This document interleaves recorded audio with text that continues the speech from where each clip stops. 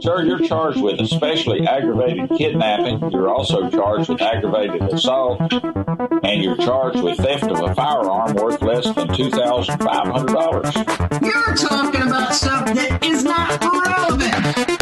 Hello and welcome to the Court of Public Opinion. I am the Recovery Addict, and boy, do I have a case for you today. Why is the dog chewing on this guy? I think they have got the wrong guy there. The wrong guy, and the dog was biting him. He roughened him up quite a bit. There's a lawsuit. Is that correct? 9 out of 10 judges prefer watching the Recovery Addict live stream in their courtroom. The fireworks are not done. Now we're getting commentary on the case. Dati mihi Anglican praise service Latino. That's literally not true. I didn't ask you to interrupt me. Oh, for Trump's sake.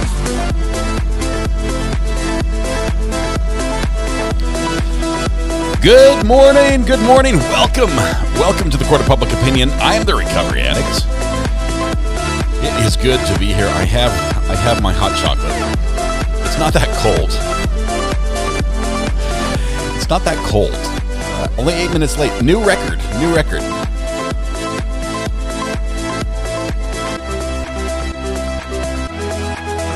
I have to say, new record. Not that late. All right. Do we have? Okay. We'll get going here in just a minute. I'm a little bit late. I'm sorry. There's a lot going on today with all the weather, everything else. It is absolutely nuts. There's a lot of people down in Florida who need thoughts and prayers and a little bit of help. By that I mean a lot of help. So please.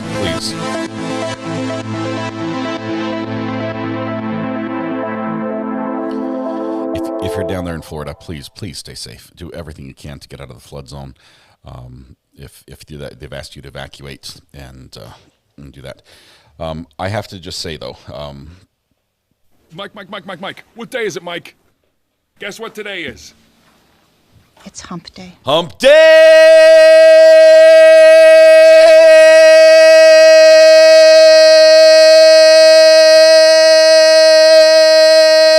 Welcome to Wednesday. We made it halfway through the work week. It's 10 out of 10. Yes, 2 thumbs up for my son. It is Wednesday. We're about to begin court. As a matter of fact, court's about to begin without us. That's why we have to hurry. It's hump day. I'm sorry. You knew it was coming. I warned you yesterday. 10 out of 10, 9 out of 10. I'll take that. On average, I think I got a perfect score. We are excited to begin court today, but we are mindful of the fact that a hurricane is barreling down on Florida, and it's wobbling this way and that way, and it's strengthening and weakening.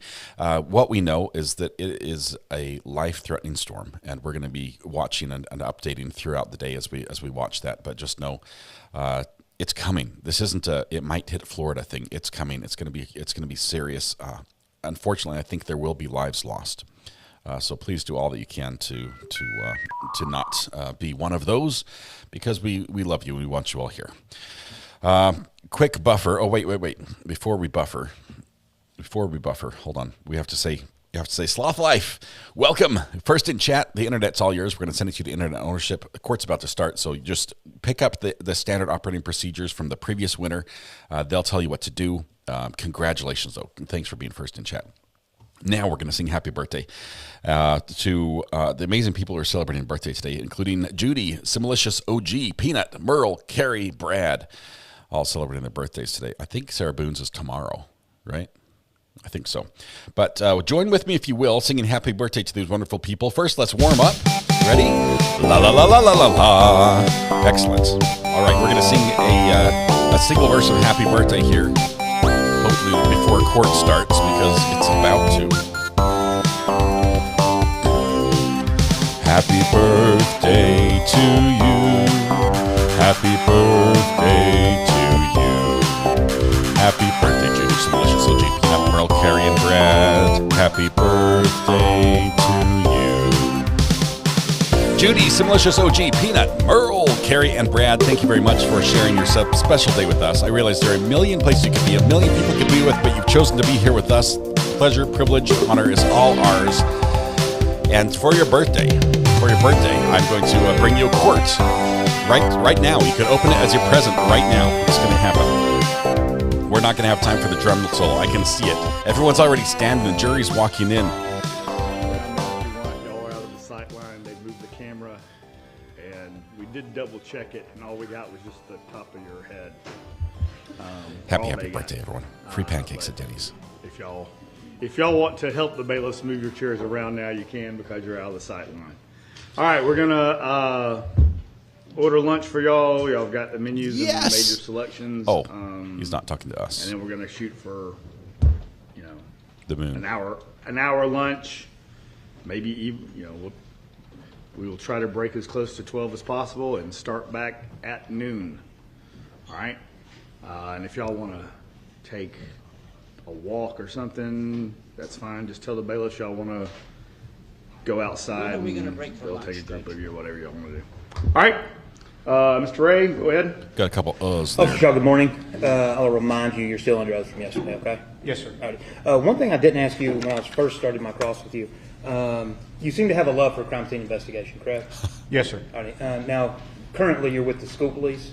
Yes, sir. All right. When did you leave the crime scene investigation unit with the Cherokee County Sheriff's Office? It was time for me to make a change in my career for both myself and my family. Okay. So you don't do, obviously, I don't think you do any crime scene investigation with the school police, right? When asked by the detectives to do some processing, I will perform those duties for them, but that is not my primary functions as a school police officer. Okay, that's what I thought. Now, going to the front door, the blood droplet that we were talking about yesterday. Yes, sir. At 2155 Purcell.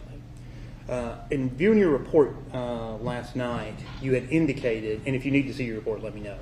You had indicated that you were told on July 6th to examine that blood droplet, or presumptive blood droplet. Who told you to examine that? I was either Lieutenant Ballard or Lieutenant Clark. I don't recall which one, but I was asked to go in there and take a look at those. So, to the best of your knowledge, neither you nor Miss Thrasher, one of the other crime scene techs, discovered that blood droplet. I did not discover it. I can't say what CSI Thrasher saw. Okay. So, and you don't know exactly who discovered it? Correct. Okay. Now, I want to talk just a little bit about Blue Star and how, when you order it, how does it come? So Blue Star is ordered in sets of 2 vials. They come in a tablet form, and then we mix those as needed for use, and then we use an aerosol pump sprayer to distribute the Blue Star across the substrate that we want to process. Okay, and what do you mix Blue Star? So you got these tablets. I'm assuming you put them in the pump sprayer, and then you have to put some type of liquid in it, correct? We use distilled water. Okay, so you put distilled water in it, not sterile water. We use distilled water, yes, sir. Distilled water, okay. Now, the reason you use distilled water, distilled water, the reason you use that is because it doesn't have any organic or inorganic materials in it, correct? Correct. Now, to the best of your knowledge, back in 2018, when you was the pump sprayer that you used solely dedicated to using Blue Star? It was. Okay. And to the best of your knowledge, was it used for any other purpose? No, sir. If there was any testimony that sterile water was used to mix Blue Star, that would be incorrect. If they're referring to distilled water as sterile water and they're mixed using terms, then I don't know what their testimony would be. I know we use distilled water because we buy it in gallon jugs and keep it sealed on our crime scene truck. Okay, so the distilled water is on the crime scene truck along with the spray bottle? Correct. Okay. You can buy Blue Star on and Amazon. And you use that There's same pump sprayer when you tested the expensive. RTV, the tractor, and the towel that we were talking about yesterday? Yes, sir, because it's solely used for our Blue Star application. Okay. Is it? I don't have a photograph of the bottle or anything like that. Is it clearly marked that that's the only use of it? Well, I mean, it's what we tell it's used for. We don't use it for anything else. Okay, but like my question is, like, is it marked? Like, does the bottle, like, have some tape on it that says Blue Star only? No, sir. It says do not drink on it. Clear plastic pump sprayer? Well, it's not clear, but it's okay. Used for Blue Star. What does it look like, though? That's my question. What does it look like? It's an HDX pump aerosol sprayer that you can find at Home Depot. I was about to say HDX, that's the Home Depot brand. Okay. Home Depot. But it's not marked in any way that it's solely used for Blue Star. It's the best. Home Depot has a murder aisle too. It now. is not. Okay. Now, with the tractor, Judy, thank you. I think everybody knows now what the tractor looked like because you examined the tractor at the jail at your crime lab. Yes, sir. Correct. All right. So you didn't find any evidence of any blood in the bucket of the tractor, correct? Correct. You didn't find any evidence of blood on the back of the tractor, correct? Correct.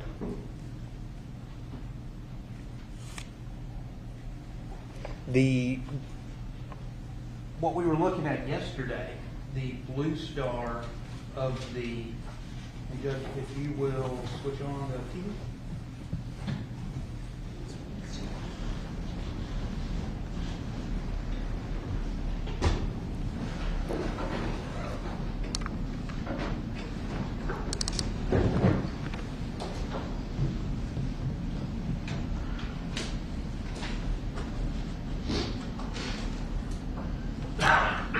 Judy, thanks for that huge Super 10 gift donation. That is awesome.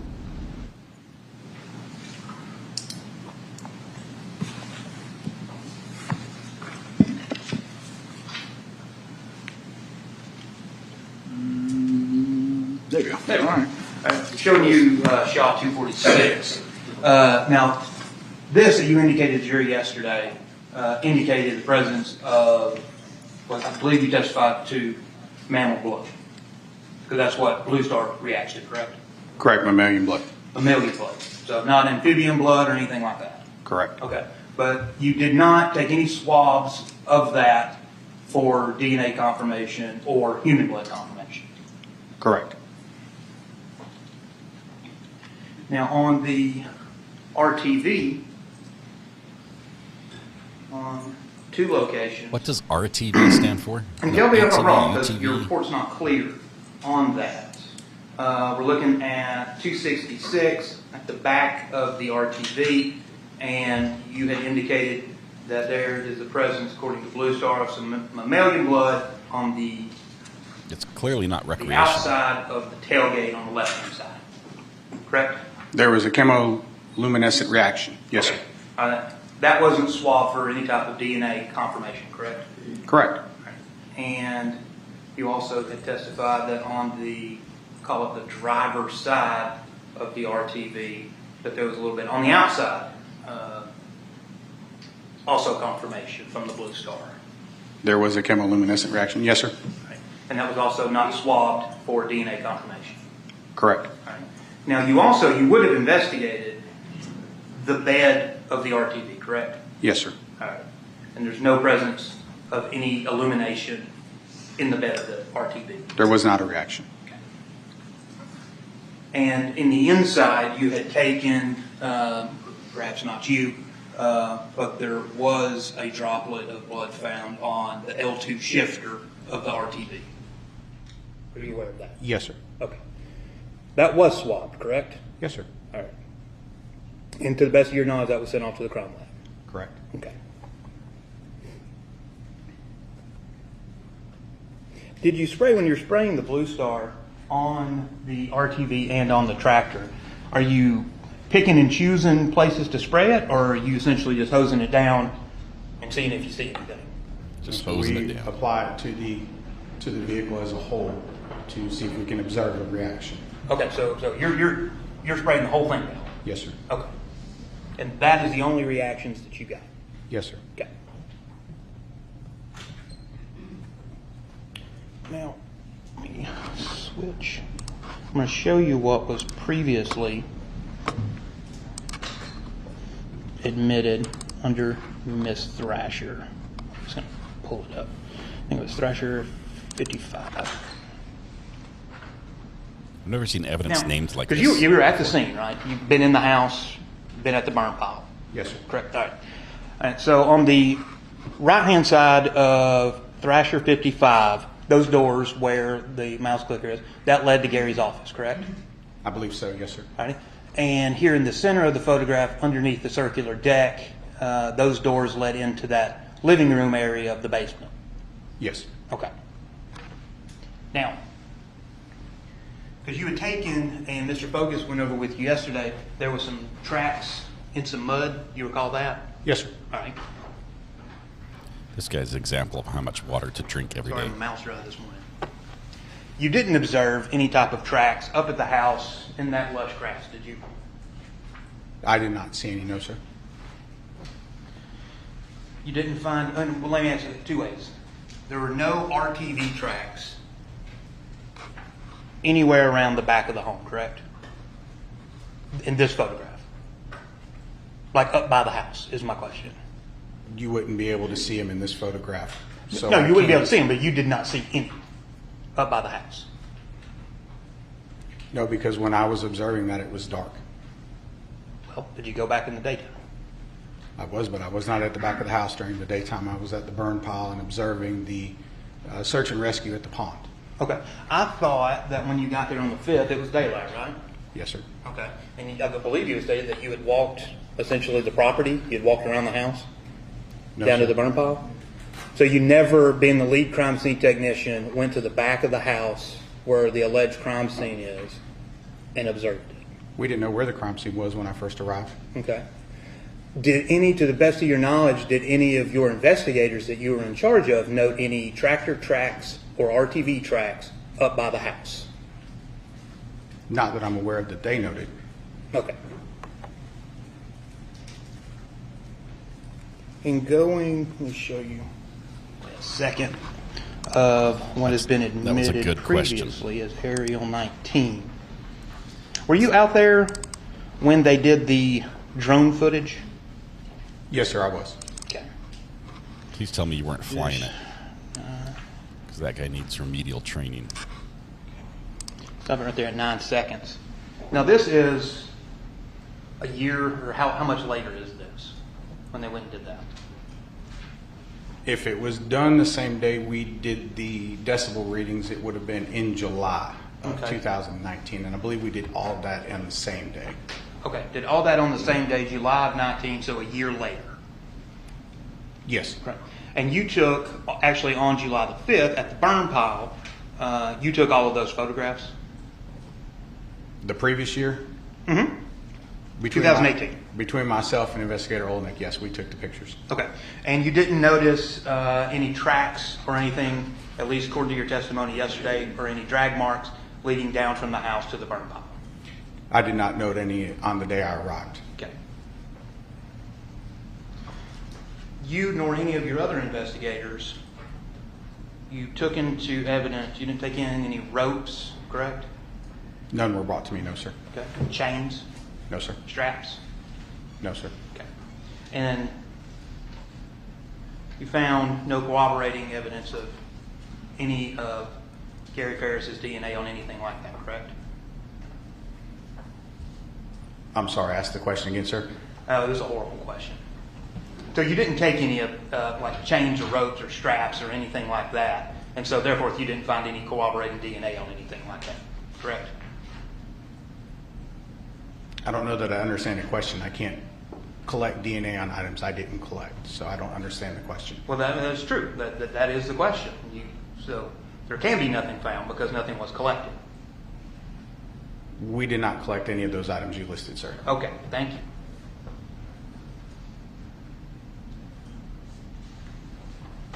Now, you also took into evidence a trail camera, correct? Yes, sir. All right, were you actually the one who found the trail camera? Yes, sir. All right, did anybody tell you about the trail camera, or did you just stumble upon it while you were around the burn pile?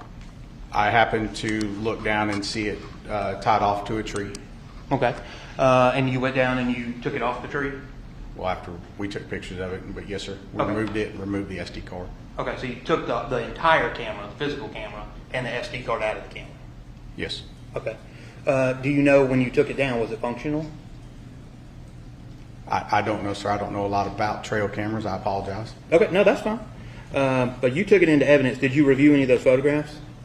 I did not. We gave that over to our forensic, digital forensic section to let them do their work on that. Okay. And next question is, did you delete any of the photographs from the SD card?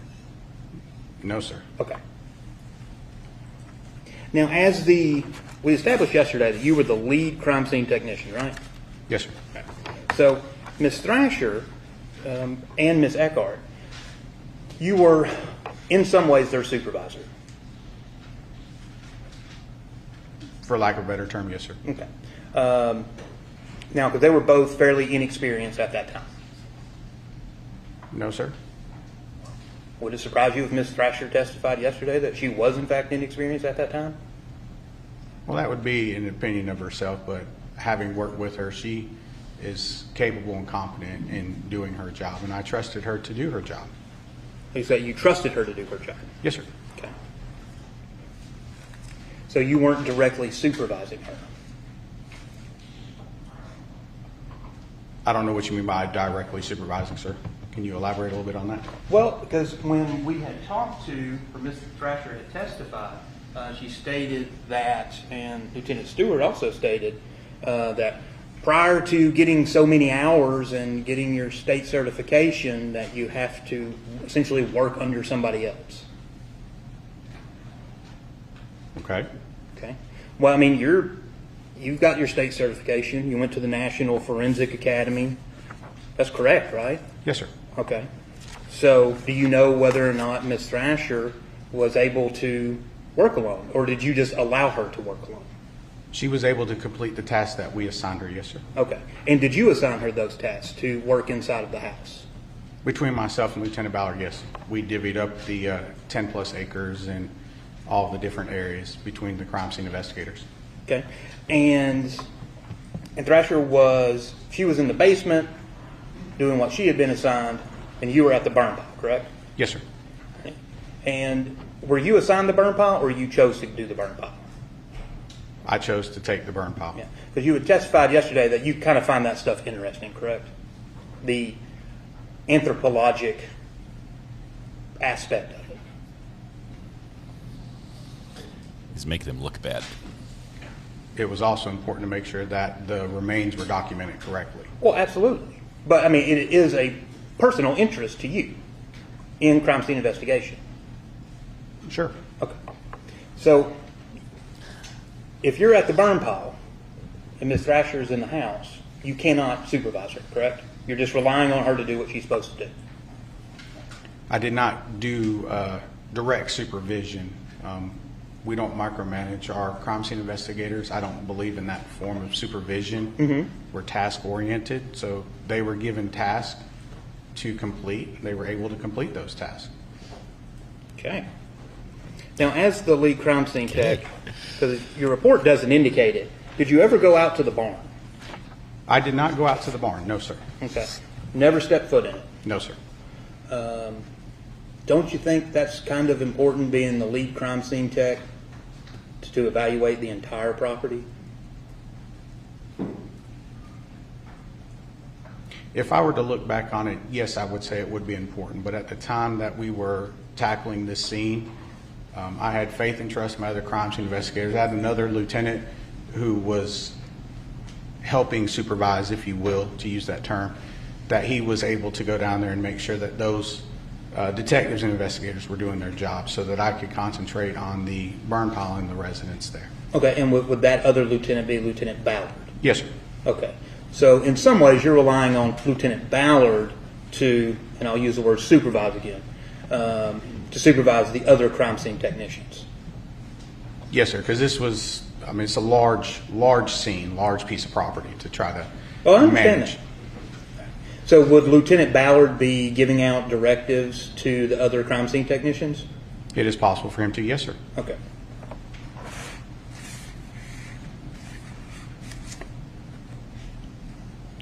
You never reviewed the work of Thrasher, Stewart, or Eckhart, correct? Like, you didn't review what they did in this case. What do you mean by review? Like, go over it, like, at the end of the day. Like, Lieutenant Stewart, tell me what you found. Ms. Thrasher, what did you find? Ms. Eckhart, what did you find? Where are we at? No, I did not do that. Okay. Do you know if Lieutenant Ballard ever did? That I do not know, sir. Okay. Did you learn anything while you were at the scene regarding Mr. Ferris? But let me be more specific. That was vague. Specifically, did you learn while you were out there that Mr. Ferris was a 6'4", 6'5", 300-pound man? No, sir. Okay. Did you ever see Miss Ferris at the scene? No, sir. Now, you did go, while you didn't go to the barn, you did go around the house, correct? Yes, sir. All right. In the basement? Yes, sir. On the main floor? Yes, sir. And you went upstairs? No, sir. Didn't go upstairs? No, sir. Okay. So the main floor and the basement? Yes, sir. All right. So in the basement, you didn't observe any holes in the wall or any broken household items? I did not see any defects, no, sir. Okay. And same question upstairs on the main floor. Didn't observe any holes in the wall, any household broken items? I didn't see any defects. Regarding, did you ever go those doors that I showed you on, I think it was 55, the doors leading out of the basement? Did you ever go in and out of those doors? Once or twice when it was dark. Okay. Did you ever go out the front door? Not until the following days when the detectives were going through the residence after we had completed our work at the pile, in the barn, in search and rescue, completed theirs. Okay. In either of those, even though it's dark, being the crime scene technician, did you observe any damage or anything to the entryways of those doors? No, sir. You didn't see any evidence of a struggle in the basement, correct? I did not see any evidence of a struggle in the basement. Same question upstairs in the main house, main part of the house. No evidence of a struggle up there. No evidence of a struggle, correct, sir. 1 second here. All right, so this witness, they've sort of only done half of his direct, and now we've done most of, I think maybe all of the cross for that portion. There might be a couple more questions, but then it's going to go back to direct, and it's going to be a whole new section of direct. So it's a little weird, but that's how the judge worked it last night. They wanted to break it up. The next part of the testimony is, I think, a little longer, and they didn't have time to start it last night. Did you drive the crime scene truck to, your big crime scene truck? Did you drive it, or did Ms. Thrasher drive it? I believe I had Ms. Thrasher drive it to the scene, and I maneuvered it down as close as we could get to the pile. Okay, exactly. So you did take the crime scene truck down to as close to the burn pile as you could get? Yes, sir. Okay, and I'm assuming you went around the back of the house? I called it the side. It was the left side of the house. So we don't have any confusion. I'll just show you, okay? Okay. Thrasher 2. So you got the garage here. Did you go to the left side of this photograph or the right side of this photograph? Left side. Left side, okay. So that would have been toward the chicken coop, because we've seen some evidence that there's a chicken coop in the backyard. Yes, sir. Okay, and you drove it that way down to the burn pile? Yes, sir. Okay. All right. No further questions, Judge. All right. Folks, we're going to do the videos now, or you got a few minutes? Judge, I can walk into that. I got a couple of redirects if I can and go to that. Let me know when we're going to get there, and I'll tell the jury they can stretch and stuff before we get to it. All right. Good morning, Shaw. How are you? Good, sir. Now, I seem to interpose the numbers and things like that, but 2155 Purcell Lane, sometimes I say 2511, but 2155 Purcell Lane, what county is that in? It's in Cherokee County. 2 addresses. When counsel was asking about evidence of a struggle or anything like that, but law enforcement did find evidence of a violent crime, didn't they, in the house? Yes, sir. Blood up top, main floor? Yes, sir. Blood down the steps? Yes, sir. That's facts, not that. Just there's evidence that there's blood down the steps, and they testified that. You may not like the answer, but that's the evidence. I don't know. There's been testimony about blood on the steps. Nope. You could ask about. Anyway. I'll rephrase. You collected things you believed law enforcement suspected as blood, right? Yes, sir. Did you find a projectile in the basement? Projectile was located, yes, sir. Now, sometimes we were talking about when you did tests, we talked about a field test versus a GBI test.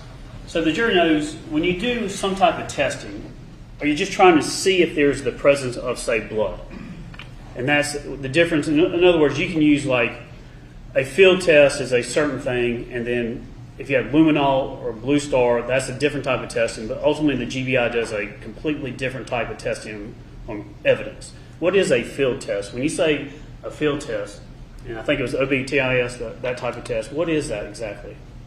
They are tests that we use in the field to determine if we have the presence of something to go the next step in collection, packaging, and then make the determination later to send that to the GBI for them to do their specific test, whether that's biology, toxicology, firearms, latents, so that we're not just collecting an entire house to say we've collected evidence. We want to use field presumptive tests to narrow our collection but stay within the scopes of any legal documents that we're using to collect, so that we can make those determinations in the field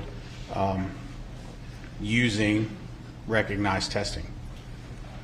So field test is you believe it's something, then you have a field test to see if that confirms or gives weight to what you believe the item is. Would that be fair? I would use the analogy. It puts us in the ballpark. Let's call it an indicator. Move on. And then the GBI testing, there's no requirement that a field test has to be done before the GBI does its testing, does it? That is correct. And so totally different, separate things, right? Yes, sir. Now I want to turn your attention to going back to the property about a year later, and Judge, this is where I'm going to get into the July 18th of 2019. I believe it was a Thursday. I believe this was the same day that we're going to talk about some shots were tested, some sound testing. Also, I think the drone photographs and videos were taken on July 18th of 2019. Did you go out there that day, and were you there when the marshal office did what they did? Yes, sir. If you could, when you went out to do the testing, the firing rounds and things like that, why did y'all want to do that? During the course of the investigation, I believe it was brought up that someone couldn't hear a sound, and so we wanted to perform an experiment to see if, in fact, those statements were true. And if you would, just kind of tell the jury what the setup was, what did the marshals do, what were you doing? Just give them the layout of how this sound testing went that day. So the marshal's office purchased read decibel meters. They'd had some issues elsewhere in the county, so they were able to purchase these. We knew they had these devices there, calibrated and maintained by the Cherokee Marshal's office. And so we asked them to bring their decibel meters, and we were going to set them up in different locations on the property to have the marshal's office do the reading. They were going to compile the data, since it's their equipment. Prior to deploying their equipment, they made sure that it was within their tolerances. Their deputy marshals held the equipment, recorded the readings. We were there to observe and to discharge the firearm. Did y'all set up in different places on the property? We did. What do you mean, where are all the places that people were at? We were in the apartment in the barn. So Scott's apartment? Yes, sir. We were at the front gate, so at the end of their driveway with the deputy marshal, in the master bedroom and the main floor. Now we've agreed, the parties, instead of calling about 4 or 5 other witnesses, we're going to present the evidence through you. So were you able to get a look at the reports by the marshal's office and kind of the findings, the sound readings that they took? Hang on. Yes, sir. He's their best. So the marshal's office, witness for that. What is the marshal's office in Cherokee County? What type of law enforcement agency is that compared to the sheriff's office? The marshal's office main mission here in Cherokee County is to enforce the county ordinances, the will of the board of commissioners, animal control, and certain DOT roadway regulations. They are a full service marshal's office with the power to arrest. They're deputized by the sheriff, but they are not primary law enforcement in that they don't respond to traditional calls for service like a police officer or a deputy sheriff would. They have a very specific mission similar to my mission as a school police officer. So that's their main function. Do they do investigations or cases dealing with noise violations, something along those lines? They do. Illegal dumping, runoff, construction, permitting, all that stuff falls under their purview. Did they bring the sound readers, the sound meters? They did. And is this something that is used in law enforcement practices at the time? I was not aware of it being used. We do have certain laws in our Title 40 where we would measure decibel meters. I've only seen it used one time when I was a city police officer, and that deals with noise at a certain distance. But in this type of investigation, this is the first time that I had witnessed it being used to prove or disprove a statement. Somebody ends up shooting rounds into something, is that right? Yes, sir. Tell the jury who was doing it and where were the shots being taken place and what was being shot. So we have a, basically it's our defensive tactics mannequin from the training center, Captain Joe Satterfield, who at the time was the CID commander, was the one discharging the weapon. We found a .38 caliber pistol that we believe was similar to the projectiles that we had gotten back, and had several old vests that we had returned to us at the sheriff's office that we were discharging the projectiles into. And so the vest would be straight over the mannequin, set up in the house, and then they shot their training dummy on a talk around radio channel. I would give them a countdown, and then you'll hear shots fired, shots fired, shots fired, and then they know to record their data. And was this done in a manner so everybody was safe? Yes, sir. Could Satterfield shoot? Yes, sir. So you nod your head. Very good shot? Yes, sir. He's a national champion. Okay. So in this environment, where were you mainly at during this time? Right next to Captain Satterfield.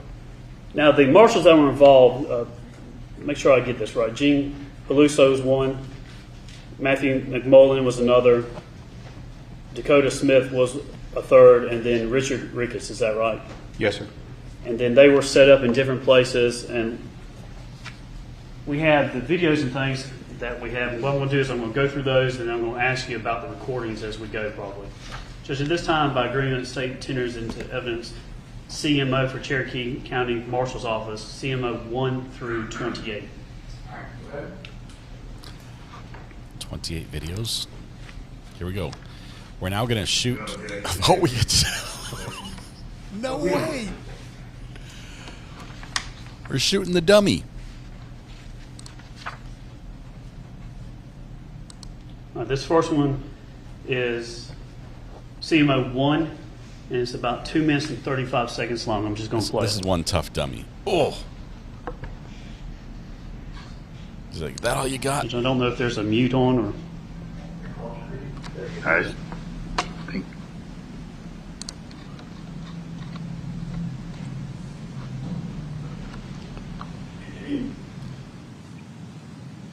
They've got old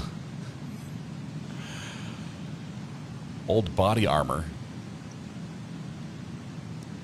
Sir, can you get your finger off the trigger for a minute?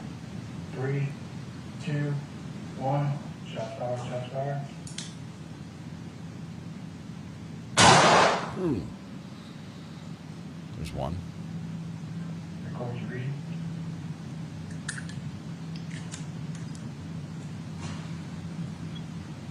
We're going to reload. Ceasefire and start. I'm going to close the door. You get that reading?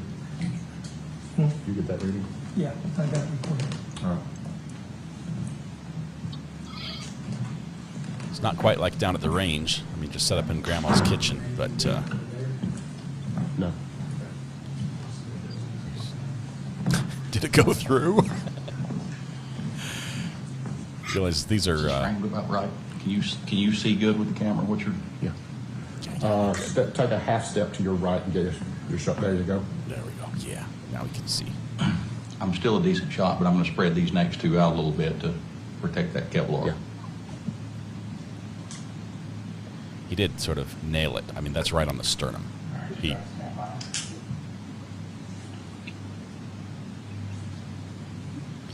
mean, it does look like he's 3 feet away. One, shots fired, shots fired. Yeah, that'll buff out.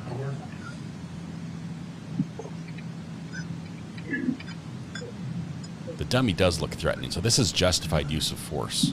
Definitely. Bless you. It's like I didn't hear the gunshot, but that cough was really loud. Stand by. 3, 2, 1. Shots fired, shots fired.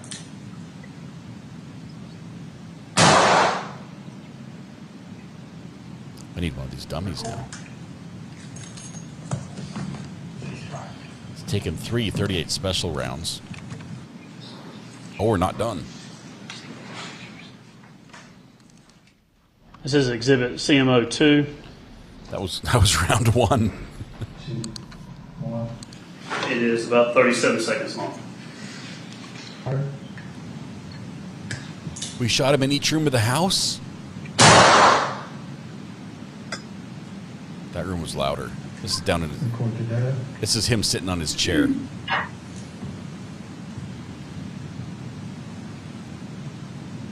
This dummy did not sign up for this.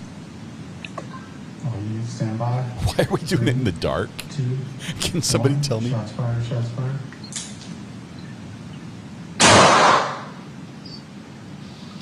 Why do we have the lights off? It's clearly daytime, and we're trying to make it as So dark. here we moved from upstairs to downstairs, is that right? Yes, sir. This is CMO 3. Like sound travels differently in the dark. About 32 seconds long. 2, 1. Shots fired, shots fired.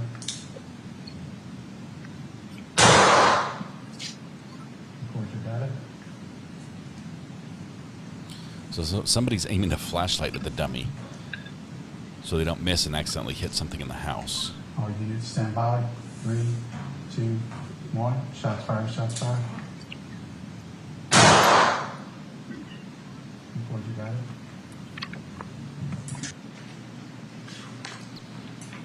This is CMO 4. one step up from tossing a phone in a hotel 41 room. seconds. But this still seems a little funny. All units stand by. 3, 2, 1. Shots fired, shots fired.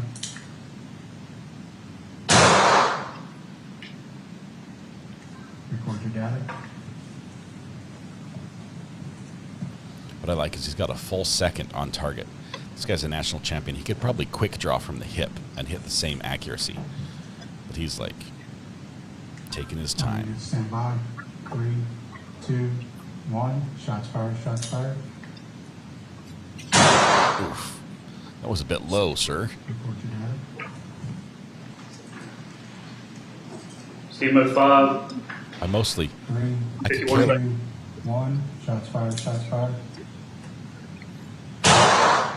I could care less what the sound was outside, but I've got to see the condition of the dummy. Sometimes doors will be open, sometimes doors closed, is that right? Yes, sir.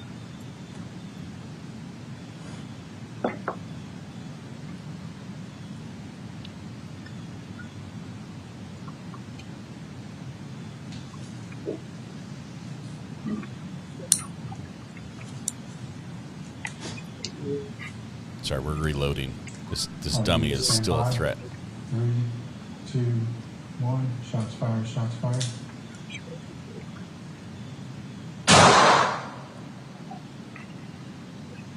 How many bulletproof vests did they destroy? How many Kevlar vests did they destroy doing this? CMO 6. 3, 2, 1. Shots fired, shots fired. Oof. CMO 6. Record your data.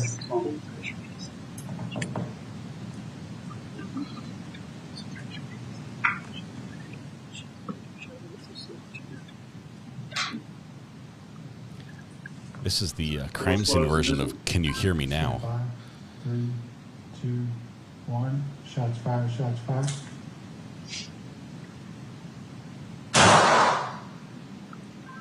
Record your data.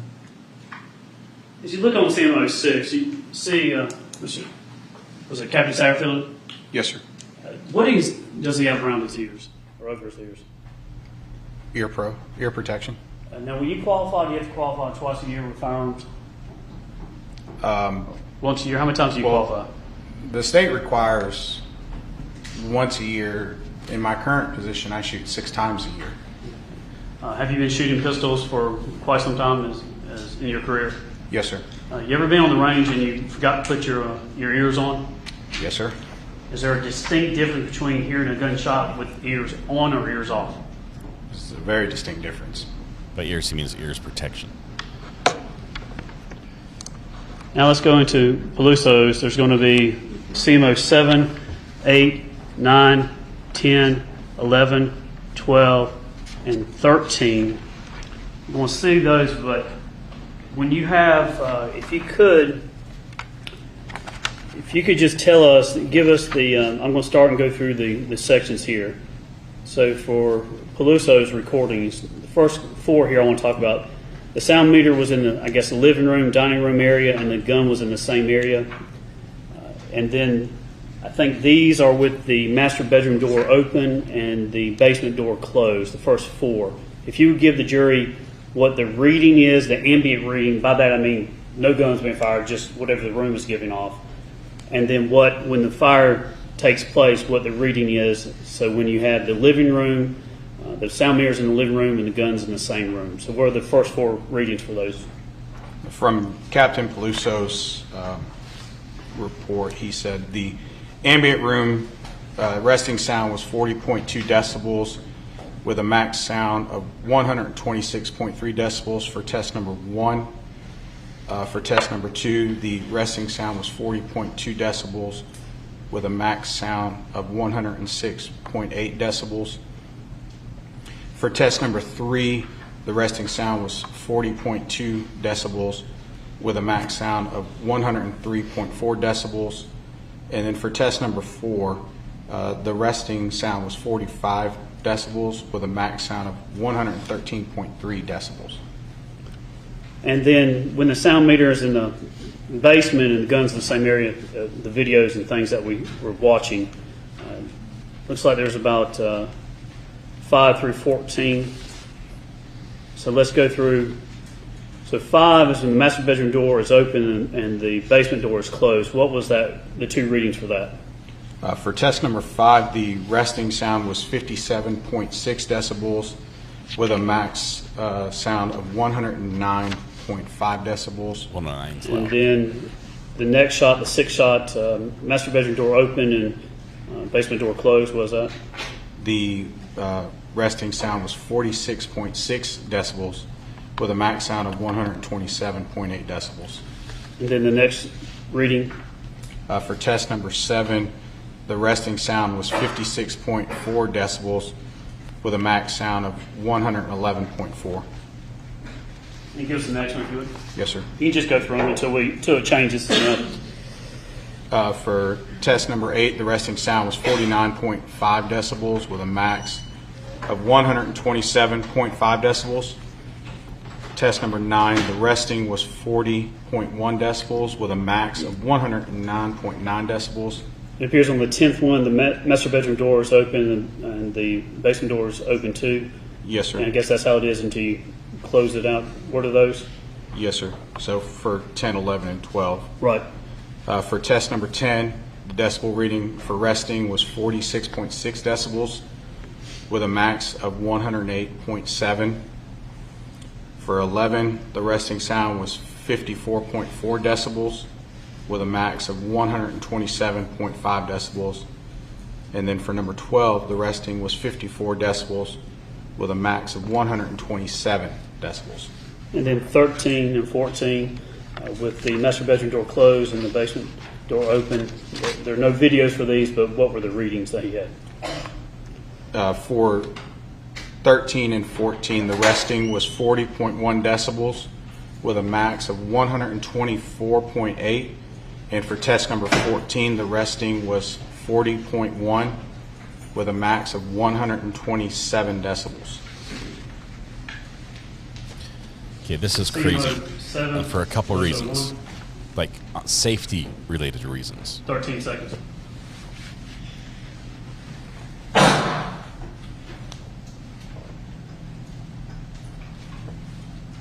That's a sound meter. It measures in decibels. So 126. CMO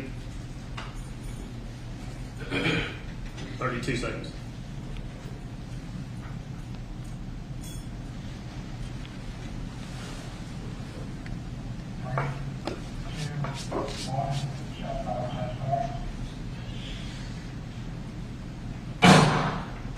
Ooh, 106. Kevlar vests, over time, the fibers degrade. Also, after they've been shot, the fibers are torn and damaged. Firing repeated rounds into a vest that has already taken hits and is degraded and old. First of all, these are old vests taken out of service because they're not safe anymore. And they're using those as their backstop multiple times.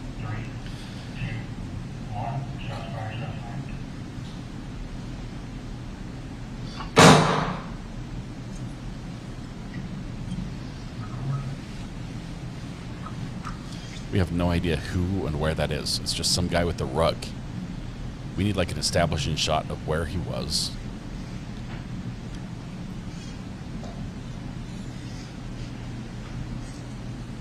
I'm going to back this up to about the middle of the recording. You need, for the screen, where you're actually looking at the device itself, the read device, it has some sound levels. Can you just tell us what the low levels are and the high levels?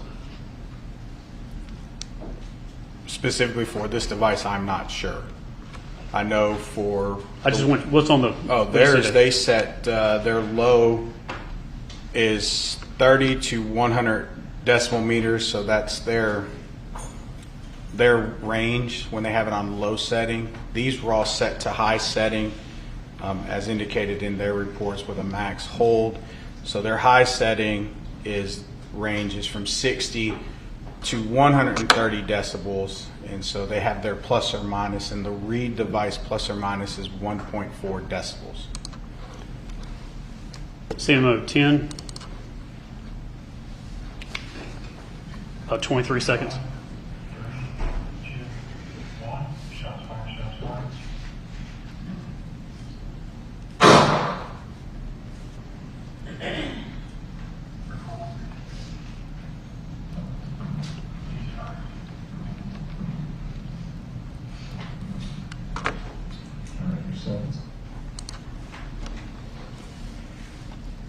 CMO 11. About 2 minutes and 32 seconds.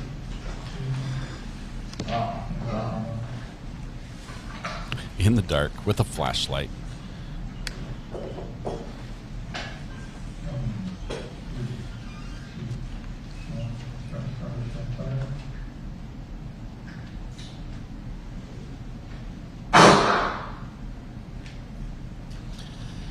In my effort to provide everything you need to be your own crime scene investigator, I have provided a link for that very sound meter in case you have to in your own personal life. Replicate this test at home. You can buy it online on Amazon. It's about $123.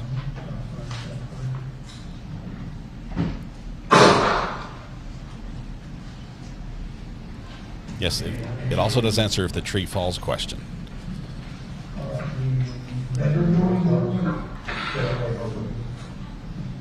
Jenna, oh my goodness. Welcome back. Hope you're doing okay.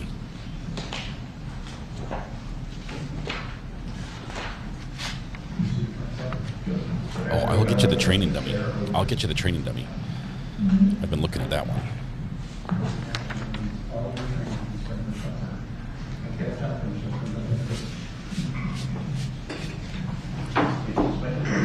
His name is Bob, by the way.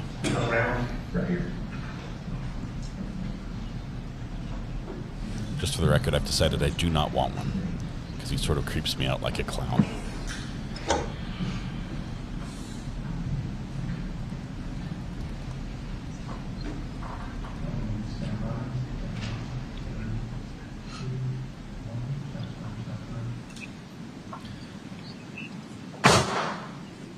There's your training dummy link.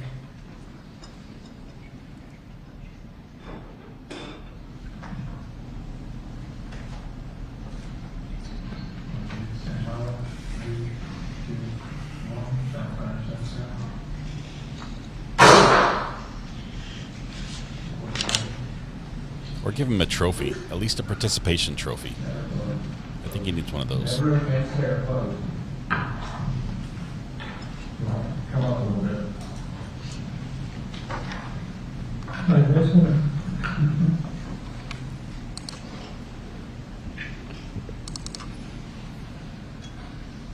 CMO 12, about a minute 53.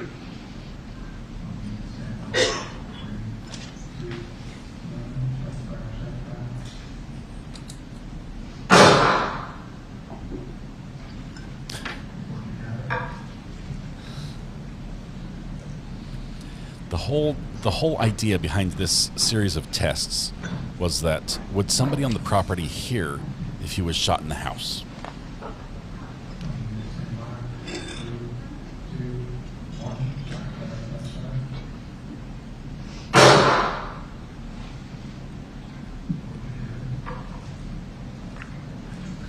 It's louder in the dark, says Ace King. We don't need to go anymore. Open the doors. And then you want to open that door. This is where the bar is on the street. So it's not a mistake. Unless you want to leave the bedroom young. Somebody can say that? Yeah. Yeah, you say you check that out. I did.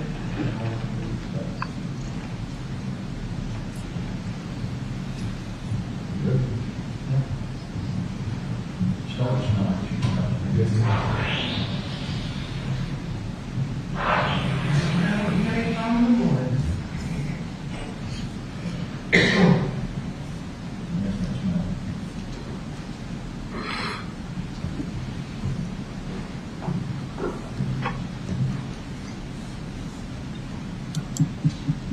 We want to flip that desk again, pull the bottom out to the top.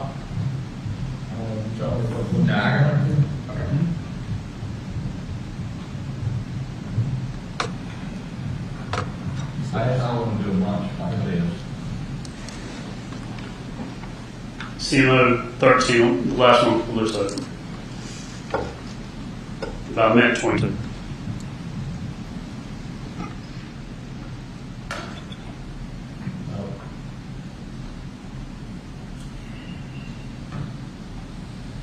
I'm ready.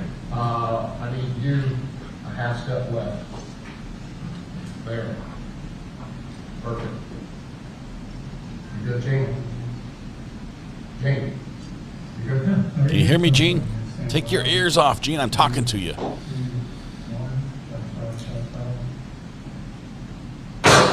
Ooh, that was a loud one. 127.5. Downstairs.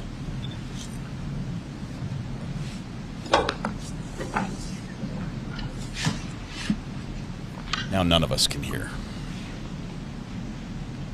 And the house smells like gunpowder. The whole house would fail a GSR test right now. This confirms nothing.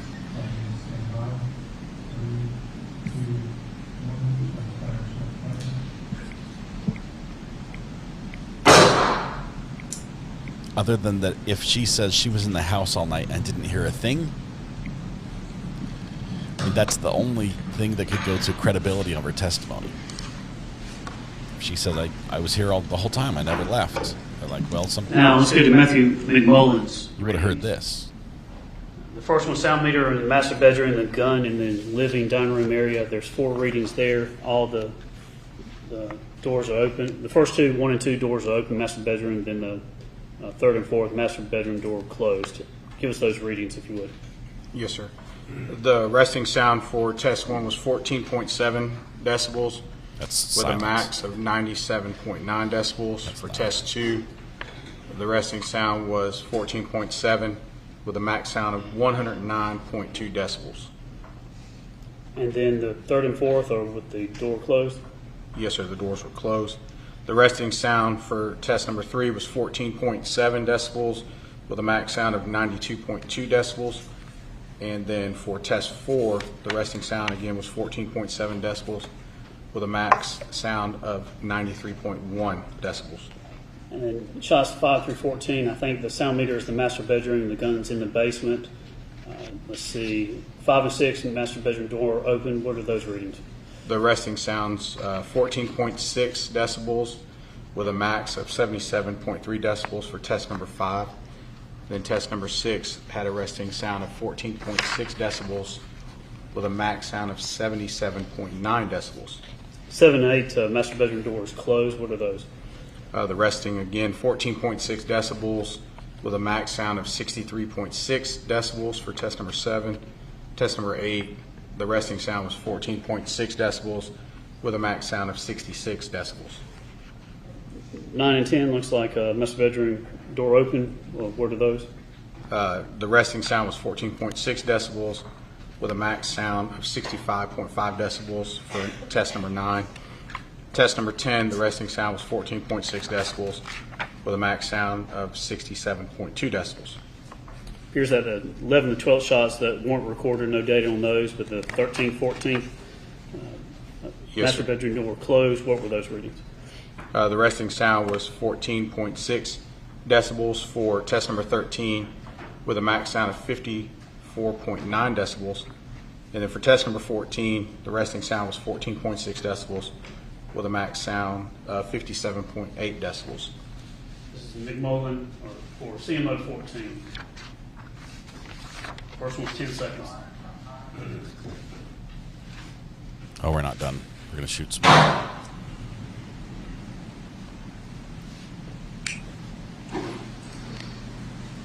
CMO 15. 6 seconds.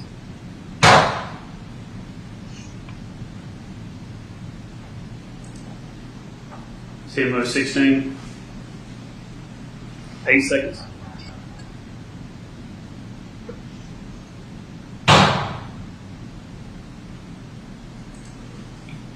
CMO 17. 8 seconds.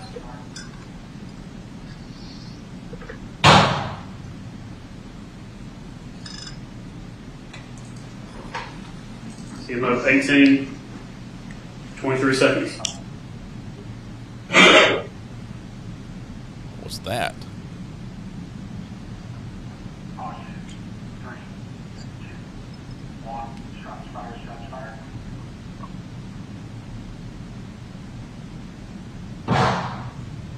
Okay, whatever that noise was first was much louder than the gunshot.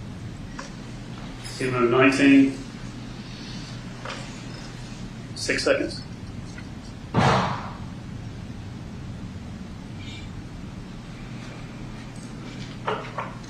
CMO 20. 10 seconds.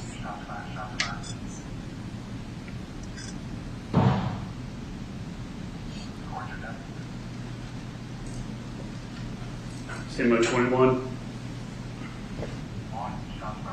7 seconds. Is he saying 21? Or just stand by? He's not saying what they're CMO recording. So 22. you have all these clips that could be anything. That was 7 seconds. That one's quiet. CMO 23.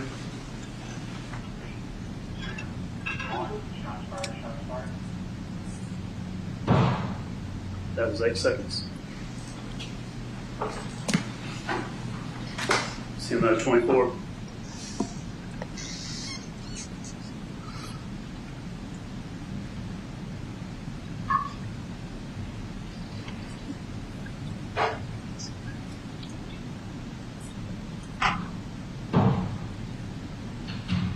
That's about 16 seconds. CMO 25.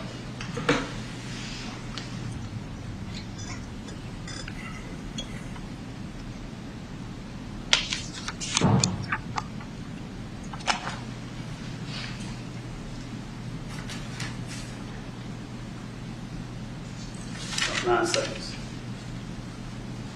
Now turning to the, I believe, the sound meter is going to be with Officer Dakota Smith in the apartment and the guns in the main house. Is that now where we're going to Scott's apartment? Yes, sir. All right. 1 through 6, the shots there with the refrigerator on. Give the jury, if you would, and it looks like it's the same reading for all of them. Yes, sir. So with the refrigerator on. They had the refrigerator turned on, and then we did it with the refrigerator turned off. So the first 6 tests for these, the refrigerator is on. 4 shots, 1 through 6, both the resting and the max decibel recording reading for all 6 was 40 decibels. And then shots 7 through 14, doesn't look like there's any data for the 14th shot, but with the refrigerator on, give us the readings for Smith's recordings 7 through 13. For 7 through 14, the refrigerator was turned off for those. So shot 7, the resting and the max was 35 decibels. For 8, the resting and max was 39 decibels. For shot 9, the resting and max was 39 decibels. For 10, the resting and max was 36. For 11, the resting and max was again 36 decibels. For 12, the resting was 35 decibels, but the max was 47. And for 13, the resting was 35 decibels and the max was 47 decibels. This is CMO 26, Smith's first one. The resting and max were the same? The fridge is a silencer? Oh, now we're shooting the deer. I guess it's already been shot once.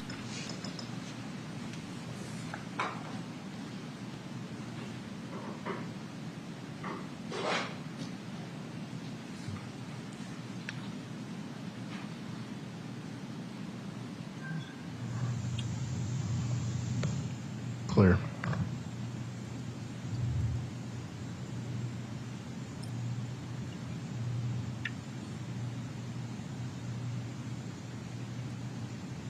Bet the deer doesn't even blink.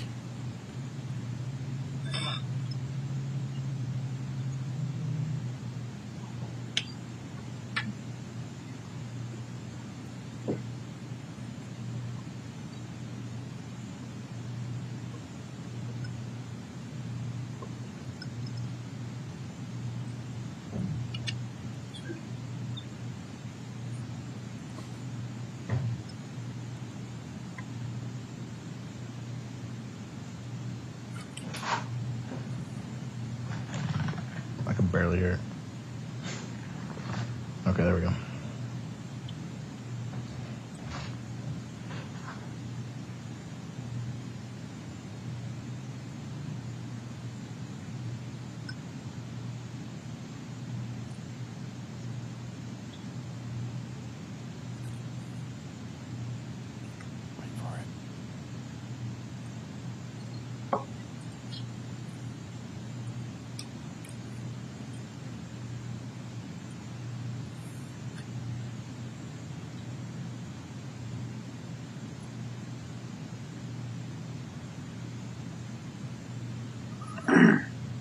That could have been it.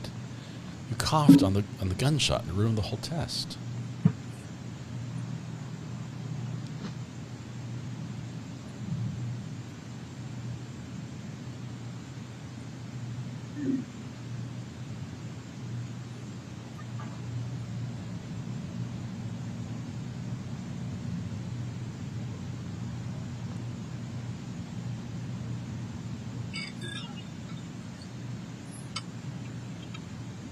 I see there's a candle burning. Probably because it smells so bad in there. This is the room that had all the dog feces on the floor during the walkthrough. This is Scott's room above the barn. It's sort of the man cave, I believe.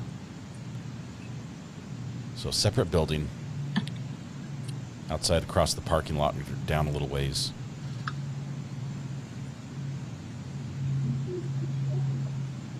We've got an airplane. Yeah, I'm just going to stop us. Pretty much like that. The rest of them will stop right at 3 minutes and 20 seconds. No objection from the defense. All right. Stopped because the jet's here. And we'll go to CMO 27, which is Smith. I guess this is with the refrigerator off.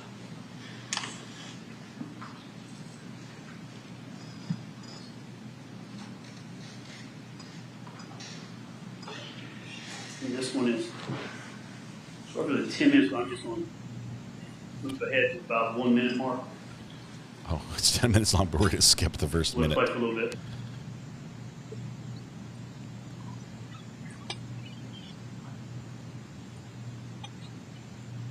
It's a bad time for the testing officer to have gas.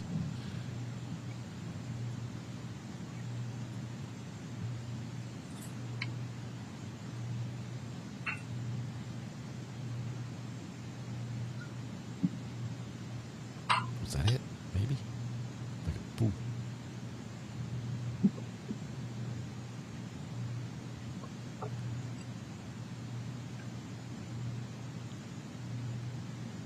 It's either shots being fired or someone's quietly gulping.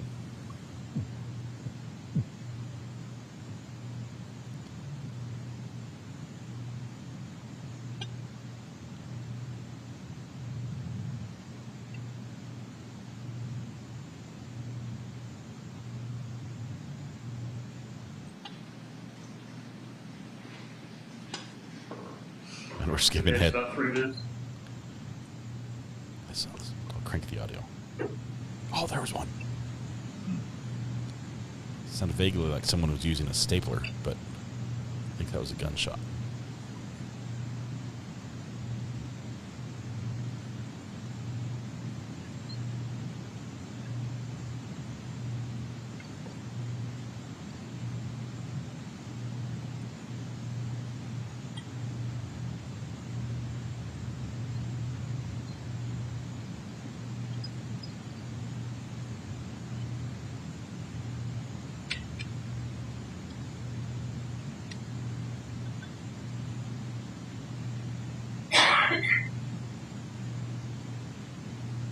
I think that was in court. Is that it? Is that our sound?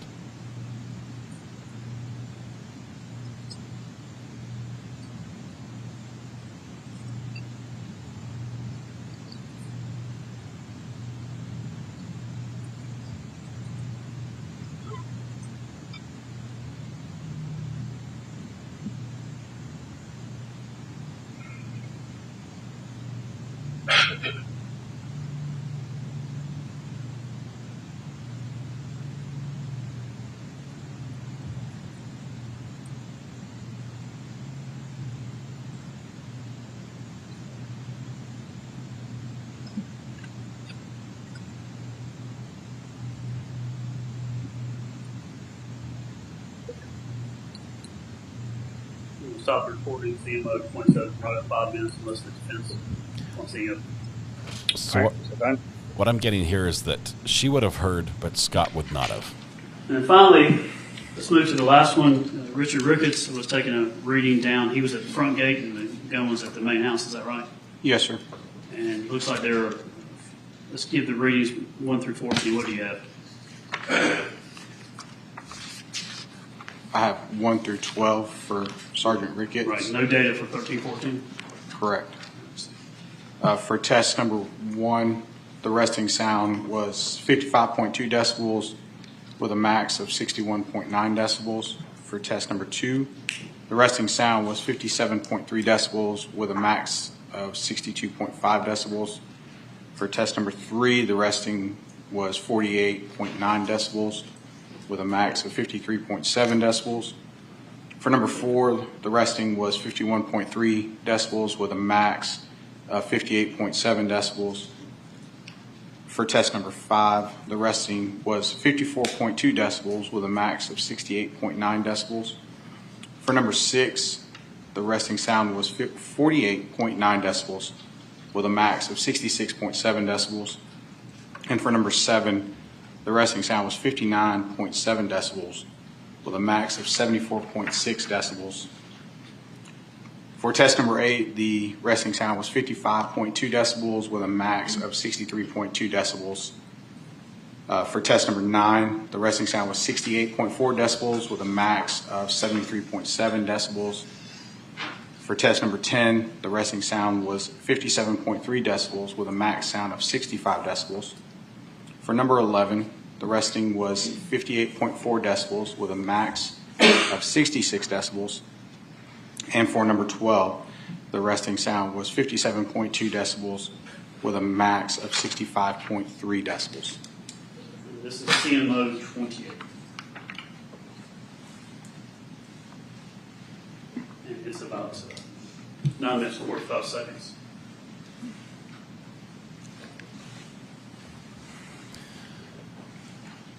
Melody was a clean person. Scott allowed his little man cave to be quite messy, literally.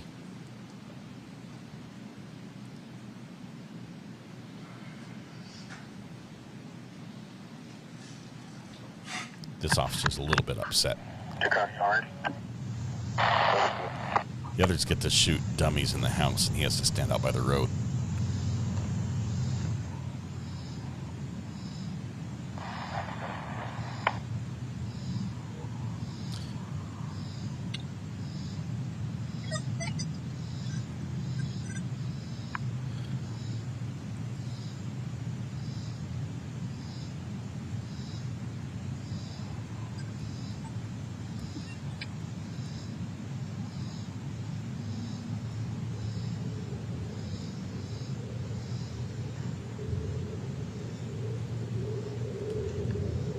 A jet.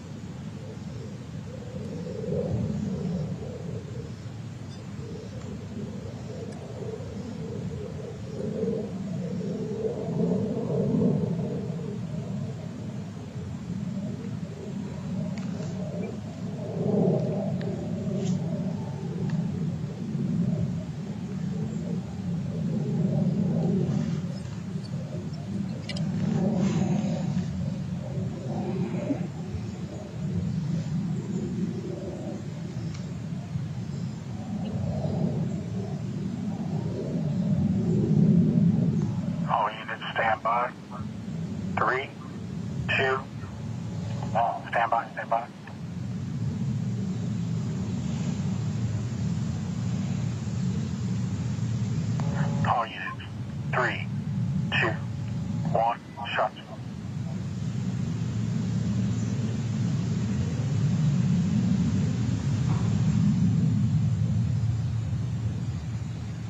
Record your data. He did it wrong. I'm sorry, he just locked the screen on a previous current reading. 3, 2, 1, shots fired, shots fired.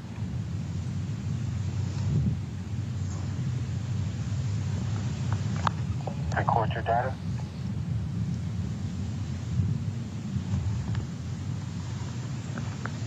Close the measure door. Measure door closed.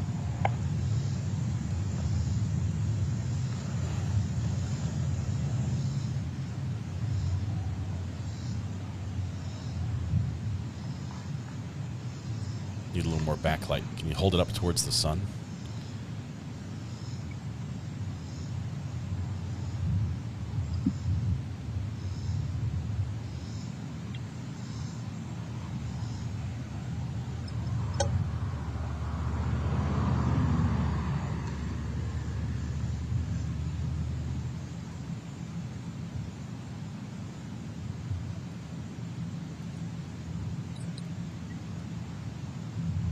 All units, stand by, stand by.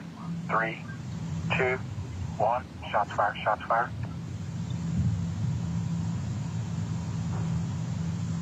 Record your data.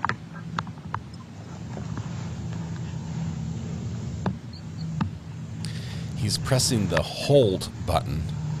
All units, stand by. 3, 2, 1, shots fired, shots fired.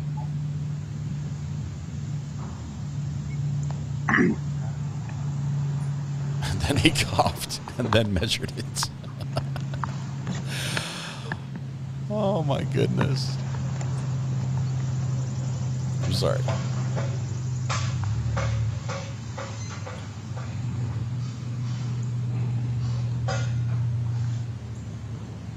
Somebody's hammering fence posts.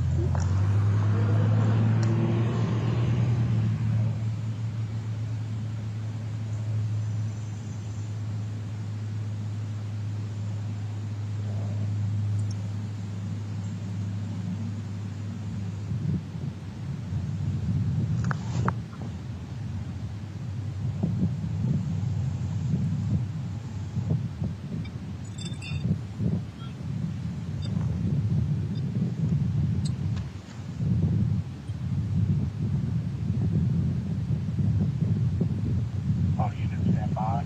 3, 2, 1. Shots fired. Shots fired.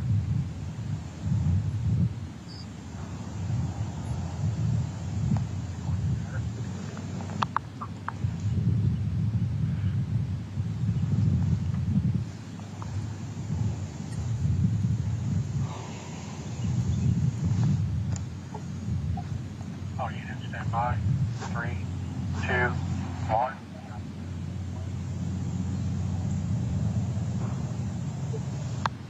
Record your data.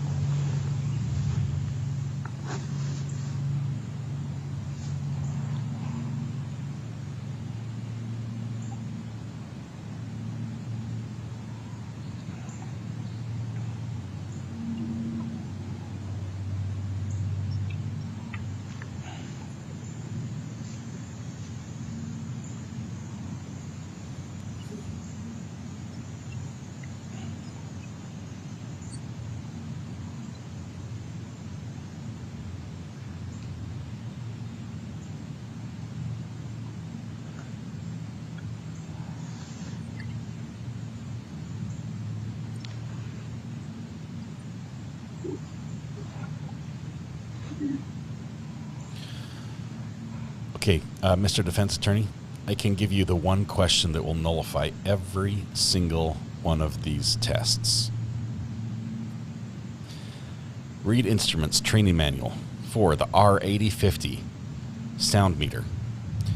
Operating instruction number 5. Point the microphone in the direction of the noise to take a measurement. All this is invalid. He's measuring the sky. It's a directional microphone. It's a directional microphone. The pickup pattern it's he's got it pointed to the sky. Were these calibrated? According to the instruction, the manufacturer, you need to calibrate this. Was it in high mode, low mode? Were you using the time waiting button? Do you have the waiting for general noise sound level or measuring high level noise?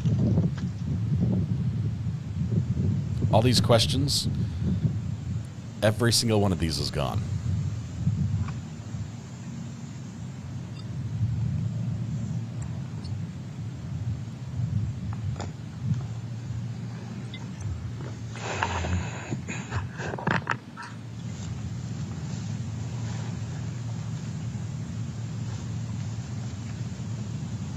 All units. Was it hot outside? All units stand by. Was it humid? 3, 2. If it was hot or humid, guess what? Manufacturer says, do not store or operate the instrument in high temperature and high humidity environments. Oh my goodness.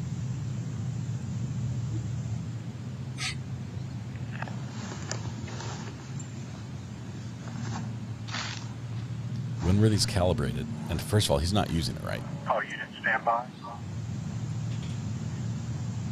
Shots fired. Shots fired.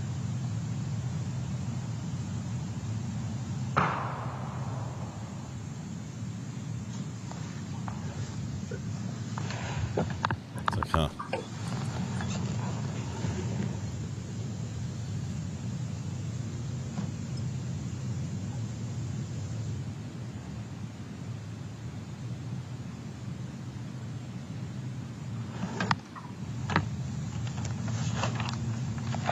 charges and transfer. Y'all come back over to the main house. No more questions. And we stop the body cam. Defense. That's Some all of I can those help shots you with. where doors would be open and not open, is that right? Yes, sir. No further questions, you know. Good time to break. All right, we'll take a short break.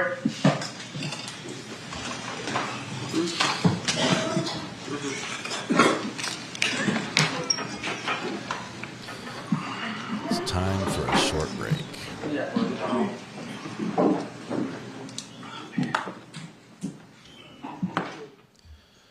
Okay, so thanks to those great videos, let's see if they have anything to do.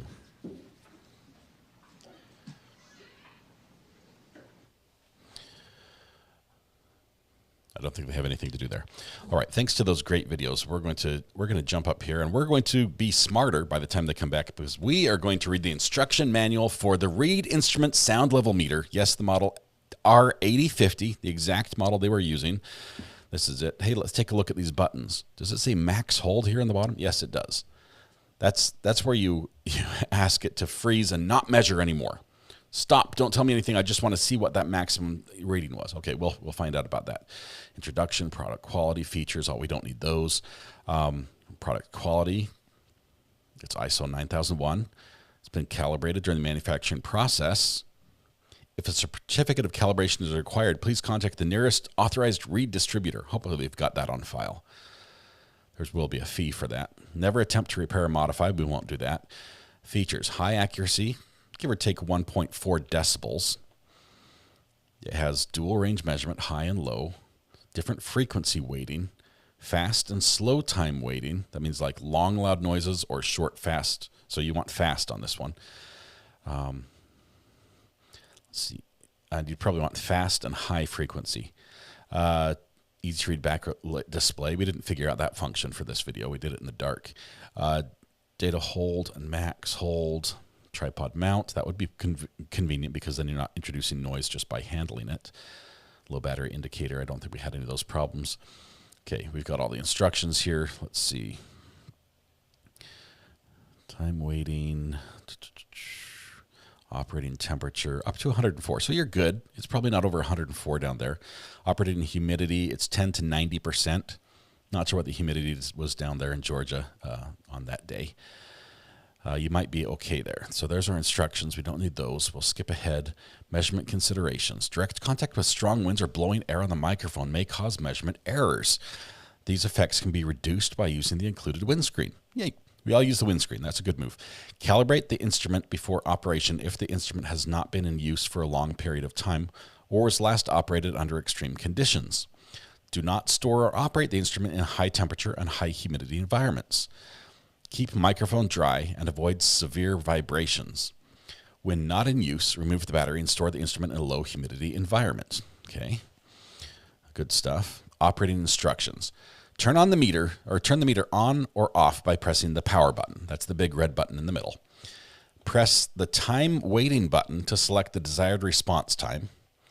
If the sound source consists of short bursts, set the response. Let's see, what did they have it set to? Let me do a quick check. Let's see. So they were doing fast.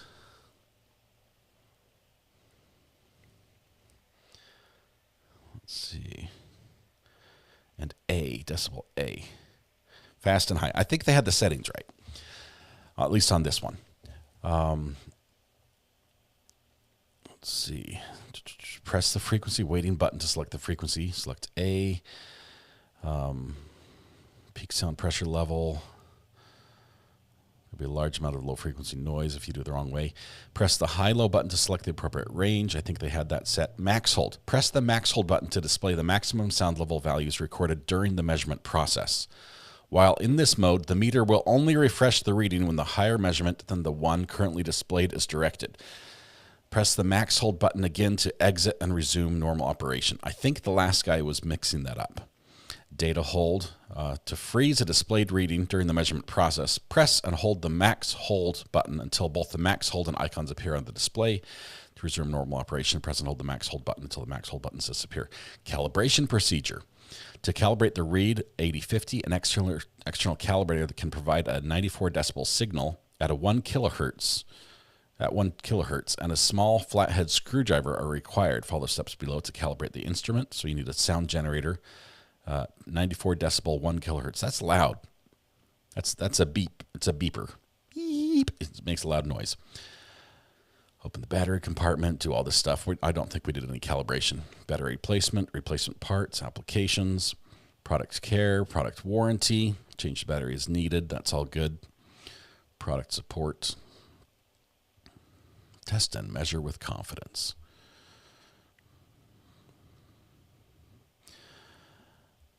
Hold the instrument. Oh, let's do this one more time. Turn it on. Press the button. Press the high-low. Hold the instrument comfortably in one hand, away from your body, or position it on a tripod for long-term monitoring. Point the microphone in the direction of the noise to take a measurement. Mr. Defense Attorney, I'll let you, if you want to take a quick screenshot, now's the time, and then you can go ahead and post that. You can edit my face out if you want. That's fine. I won't be offended if you were to do that. All right. How's everybody doing? I'm sorry. Sorry.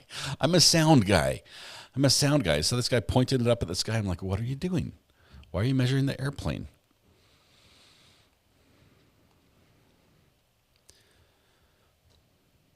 Yeah, he needs the calibration records or the certificate. He needs to have a certificate for a nominal fee, which I don't think this police department paid for. I'm just gut feel. I don't think they paid for that because they got their spray bottles at Home Depot. They weren't looking for like the official crime scene gear. They're like, well, a Home Depot bucket is good enough for me. Krista Johnson, you're good. Wonderful. Everyone, please stay safe from this storm if you're in the path. I am worried. Defense is going to tear this testimony apart, I think. Any certificate that costs more than 50 cents is too much. Greeners, I could not be more on board with this. Although I did just pay $35 to renew my ham radio license, which I'm hoping to get word of any moment now that it's done and good for another 10 years.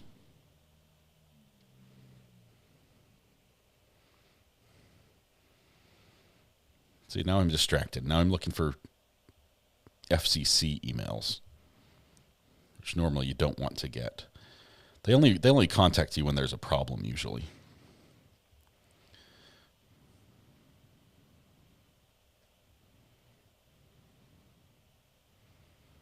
Yeah, and I've got nothing. They've got one more day. They said they would take 1 to 3 days. Criminal uses Walmart. LEO uses Home Depot.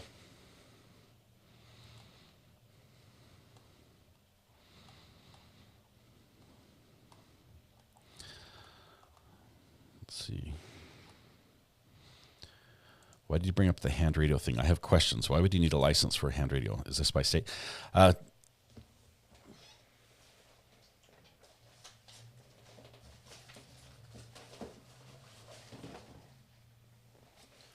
tight. So I'm talking about not just like FRS radios. I'm talking about amateur radios. This is a ham radio. They're different than like an FRS, a family radio service, because they can put out much more power. Like instead of the little quarter watt, this one puts out 8 watts. This one puts out 5. The frequencies you can talk on are different, so many more frequencies, and what you're allowed to do with it are different. Like you cannot play music, you can't use anything for commercial purposes. There's a couple rules that way. But these radios, these are actually the cheapest models ever. These are Baofangs. So I think this one was $30 and this one was $60. But they're incredible and they work really well. Hey, you need to go that way? Okay, how about that?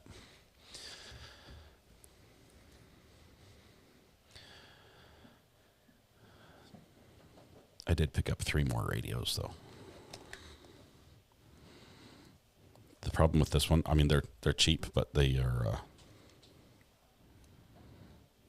I think the battery's bad on this one, so I bought a new radio, because the replacement battery costs the same as the new radio. So we got a pair and another one of these.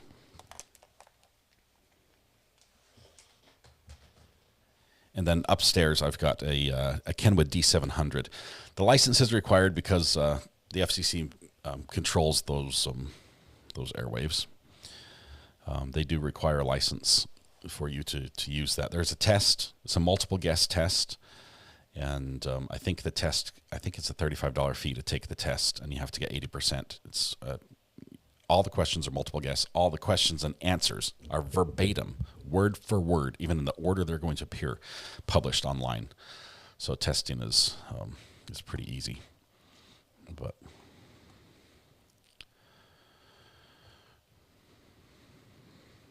all right.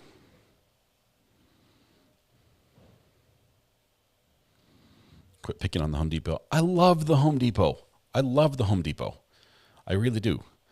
I prefer Ryobi brands to Home Depot's brands, whatever that is, or to Lowe's brands. And Ryobi is at Home Depot. Like, I've got all the Ryobi batteries and most of the gear.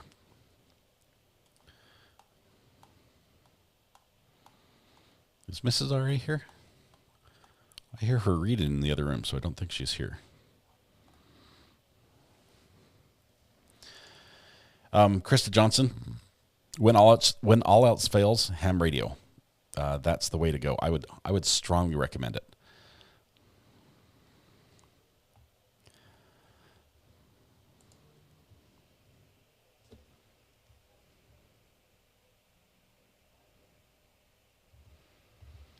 It just works.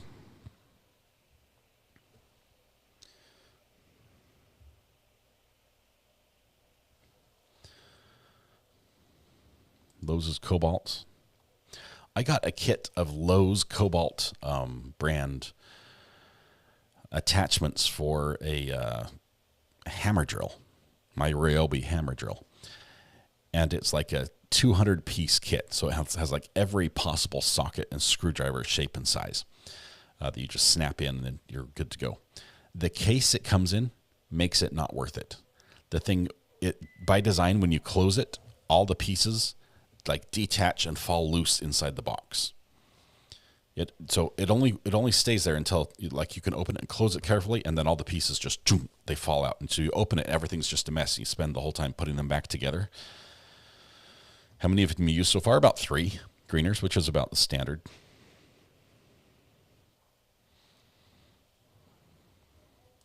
I use like 2 of the Phillips and one flathead. What's the distance those radios will work? These ones I've used maybe 40, 50 miles. No, I think we've gone as far as 75 if you're like good line of sight. But that's from me to the repeater, and then the repeater could connect multiple states. So I could be talking to multiple states at the same time.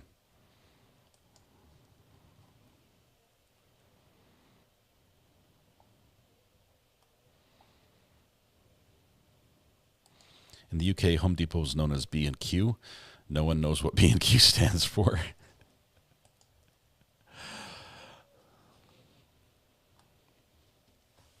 All right, what are your thoughts? Now that I've complained about all the sound measurement, aside from the sound measuring errors, what are your thoughts on the testimony we've had today? Shooting the dummy was a little bit weird, because unless you know the exact scenario that was taking place at the time the shooting occurred, like I was vacuuming my bedroom, or I was busy beating a board against the counter to scare the flies away or something. Whatever it is you're doing, there could have been other noises. You could have been doing other things. You could have been, I flushed the toilet, which is really loud, and I didn't hear anything. So this test proves nothing to me. The fact that she could have or should have heard it isn't enough for me. I was listening to Recovery Addict with my AirPods on. Yes, and I had noise canceling turned on. I need to see the dummy Can we do a FOIA request for the health and welfare of the dummy from the police department? They didn't need Bob there to bang in a room. Poor Bob. Sits around the police station and gets beat up for karate class, and then they throw on old expired vests. Okay, he's like, oh, we had some old vests that we put on him. Like, old vests. The reason why you don't use the old vest is because it's not safe. Why would it not be safe for an officer? Because it doesn't necessarily stop a bullet. Okay, if a vest has been shot, it should never be used again. So I'm not saying these are old. These have been pre-shot vests. I don't think they have that many officers who've been, taking shots in the line of duty. But over time, the Kevlar fibers degrade, and they no longer bind the way they do. If you watch these in slow motion, Kevlar is an amazing material. The way it spreads out the energy over a large area very, very quickly. But over time, that degrades. And shooting the same vest over and over and over. I think I've got a call. Call from? I'm in recovery. Donnie, good morning. Yeah, no, just real quick, so I'll let you and everyone know that I am in contact with a YouTube psychiatric nurse. They're working me through this with the emojis. So just let you know everything's going to slow down, so I'm sorry. You're good. Thanks, Donnie. Donnie's good. All right. We're about ready to come back from our 10-minute long 5-minute break. Really irks me that people have the ability to evac and choose not to ultimately put the search and rescue in peril. I get that others are infirm, can't afford to relocate, or have livestock. Yeah, it's the people that choose to that end up calling for help. That's just, yeah. Be safe, be careful, and get to higher ground.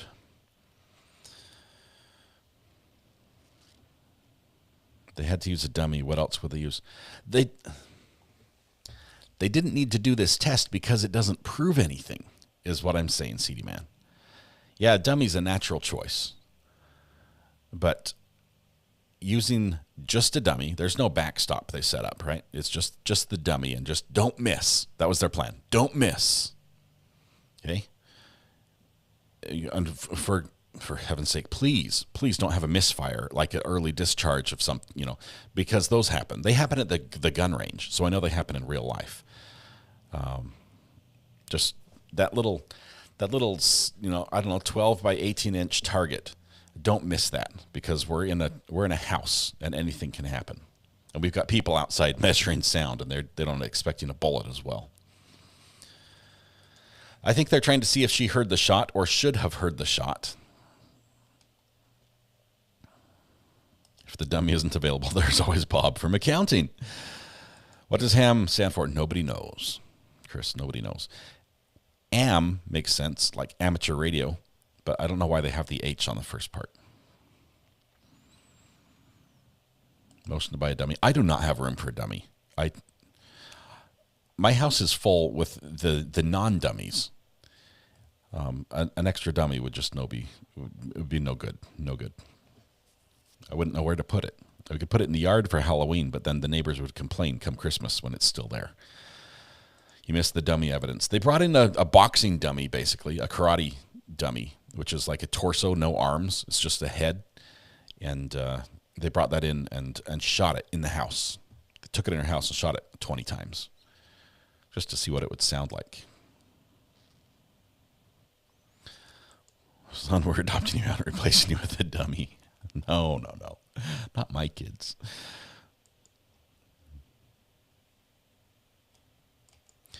Ham radio postcards are called QSL cards, and they're more sort of the old hands in the radio. The older generation use these more than the newer generation.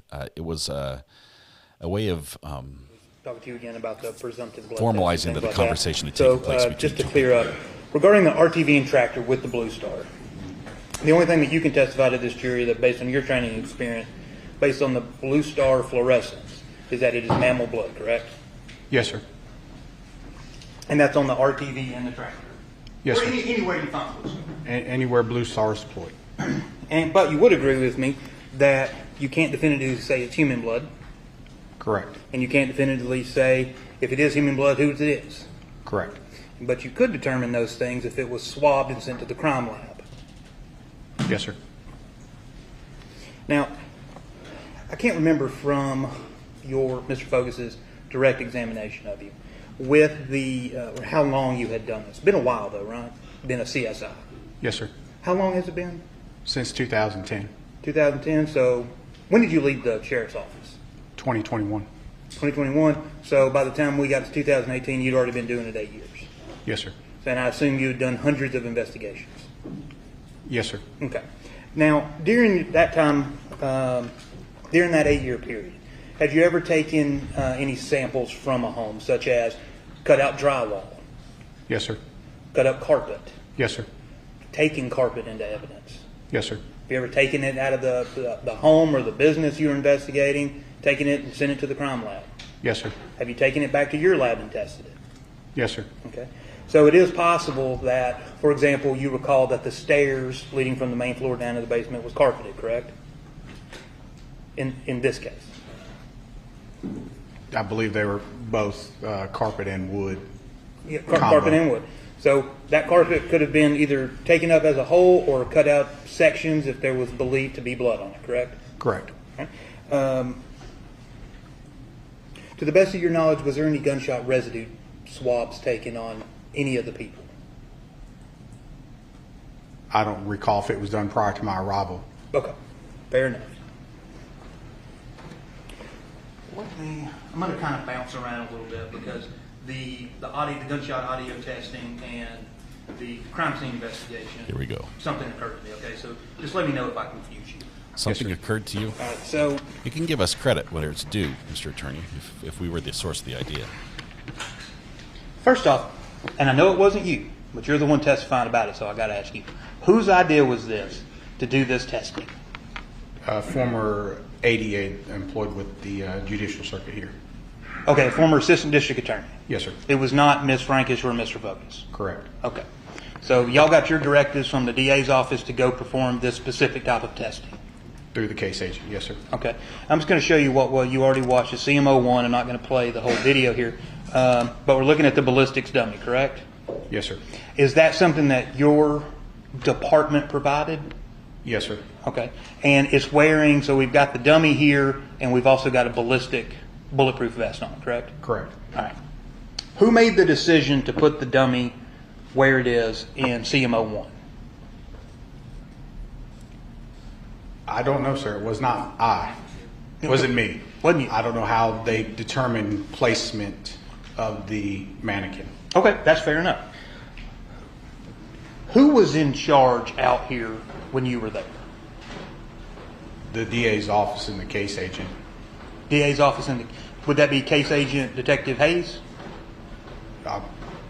It would have been him or Sergeant Westbrook, whoever's in charge at that time. I was just there to witness. Okay, no, I ain't blaming you. No. Who, but was Westbrook there? He was. He was, all right. Hayes was there. Yes, sir. Was the ADA there? Yes, sir. But yet again, not Ms. Frankish or Mr. Focus. Correct. All right. So all of those people are there. So you're just there doing your thing. Fair enough? We provided the ballistic vest and the mannequin you see. And the mannequin. Okay. But you didn't have anything to do in placement? No. I just attempted to make it as testing as uniform as possible. Okay. And it's wearing that bulletproof vest so that the bullet doesn't pass through the mannequin. Correct. And that firearm you're using is a .38 special? Yes, sir. Who provided the firearm? The sheriff's office. And this is just out of blatant curiosity. Is it a deputy's private gun, or the sheriff's office just has an assortment of guns for this purpose? Just took it out of evidence. It was through the training department. The training unit has different firearms. Okay.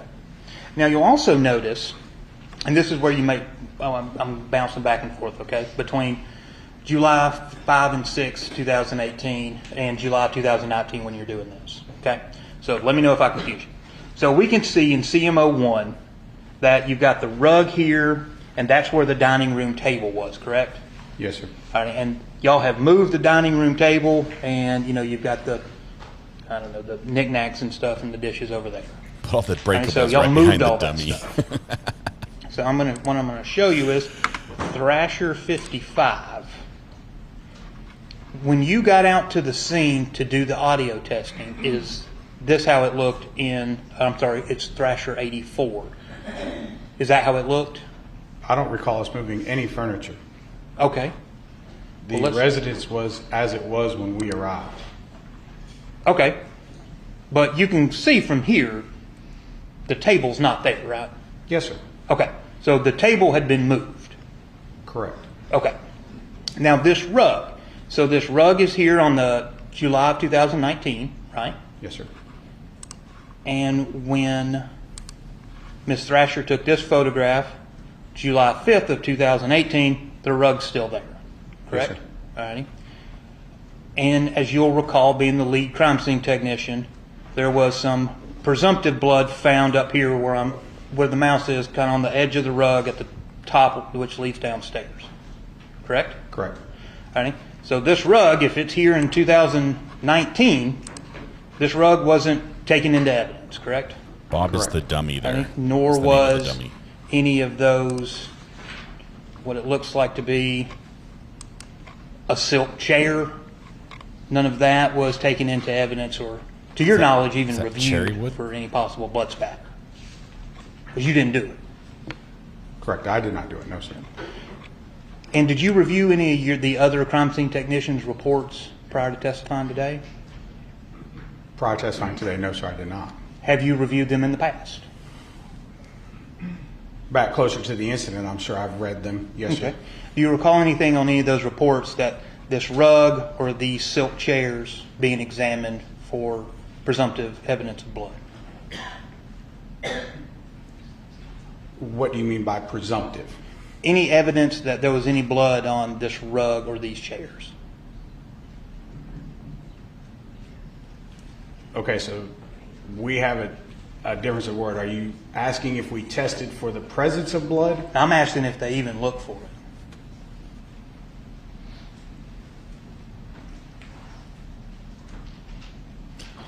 He has to answer here. I don't know how to answer that because I don't want to put words into CSI Thrasher or CSI Eckerd's mouth. Sure, I'm not asking you to do that. We would. I'm asking you if you know if they reviewed or examined the rug and these chairs for any evidence of blood. Again, I don't know how to answer that because I don't want to make an assumption. We are taught we look for blood stains, blood spatter. If we don't see any, we move on and move down the road. To question her methodology while she's taking her photographs, I would not feel comfortable making an assumption. We are taught during our initial walkthrough to look for that stuff. Okay. So is it fair to assume then that if they didn't find it, that it's not there? Again, I don't want to make an assumption or put words into CSI Thrasher's mouth in regards to that. Okay. But we're asking what you know, which is now not you putting also something in their placed mouth. the ballistics dummy downstairs, correct? Yes, sir. We brought it downstairs. While you were there, do you recall who made the decision to test it downstairs? Again, we were getting all our direction from the ADAs there. Okay. Do you recall them actually moving it downstairs? Well, we had to move it downstairs to perform the test. Well, no. That's why I asked if you recall them moving it downstairs. Yes, sir, because we went downstairs. All right. Let me just... Who carried the head end and who carried the weight end? You recall from being downstairs that around this chair there was an ottoman, correct? Are we talking about 2019 or 18? 2018. Yes, sir. Okay. So this is obviously the basement, and the dummy's been positioned around where that ottoman was, in front of the chair. It's a little dark because they don't have the lights on the left-hand side of the video, right? Yes, sir. And so There might have been presumably no somebody at the electricity. DA's office made the decision to place the dummy where it is, around the place of that ottoman. Yes, sir. Okay.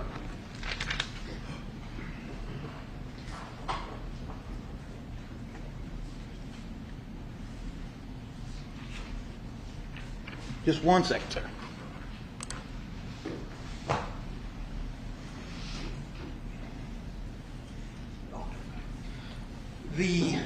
Was there ever any conversation while you were out there? First of all, how long did this take? I mean, the videos are approximately 40 minutes. Is that how much time it took to do this, or did it take a lot longer that we're not seeing? It took longer for setup, movement, getting everybody in position, ensuring that everybody's in position, probably about 2-3 hours. Okay. And there was no testing placing the dummy at the burn pile, correct? Correct. And there was no testing placing the dummy in the barn? Correct. And so, since there was no testing putting the dummy there, there's no audio recording of shooting the dummy in those locations, right? That is correct. Okay. No further questions. Okay, Director. All right, you step down. Just be on call. All right, call your next witness. This time the state calls Ricky Collett. Ricky Collett. Ricky. Where you at, Ricky? Come on down. Shaw might be back. They might bring him back. He's not released from his subpoena.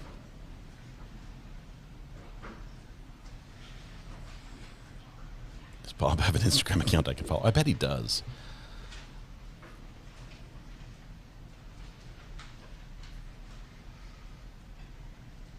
Ricky's like, I'm here, I'm here. See when Ricky see. Law enforcement pin.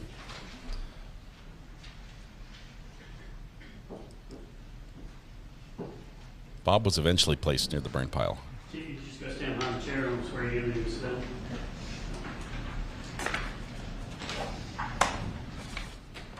Raise your right hand, please. You solemnly swear affirm the evidence you about to present in this matter shall be the truth, the whole truth, and nothing but the truth, so help you God. He says, I do, Right, go ahead, before it gets to the truth part.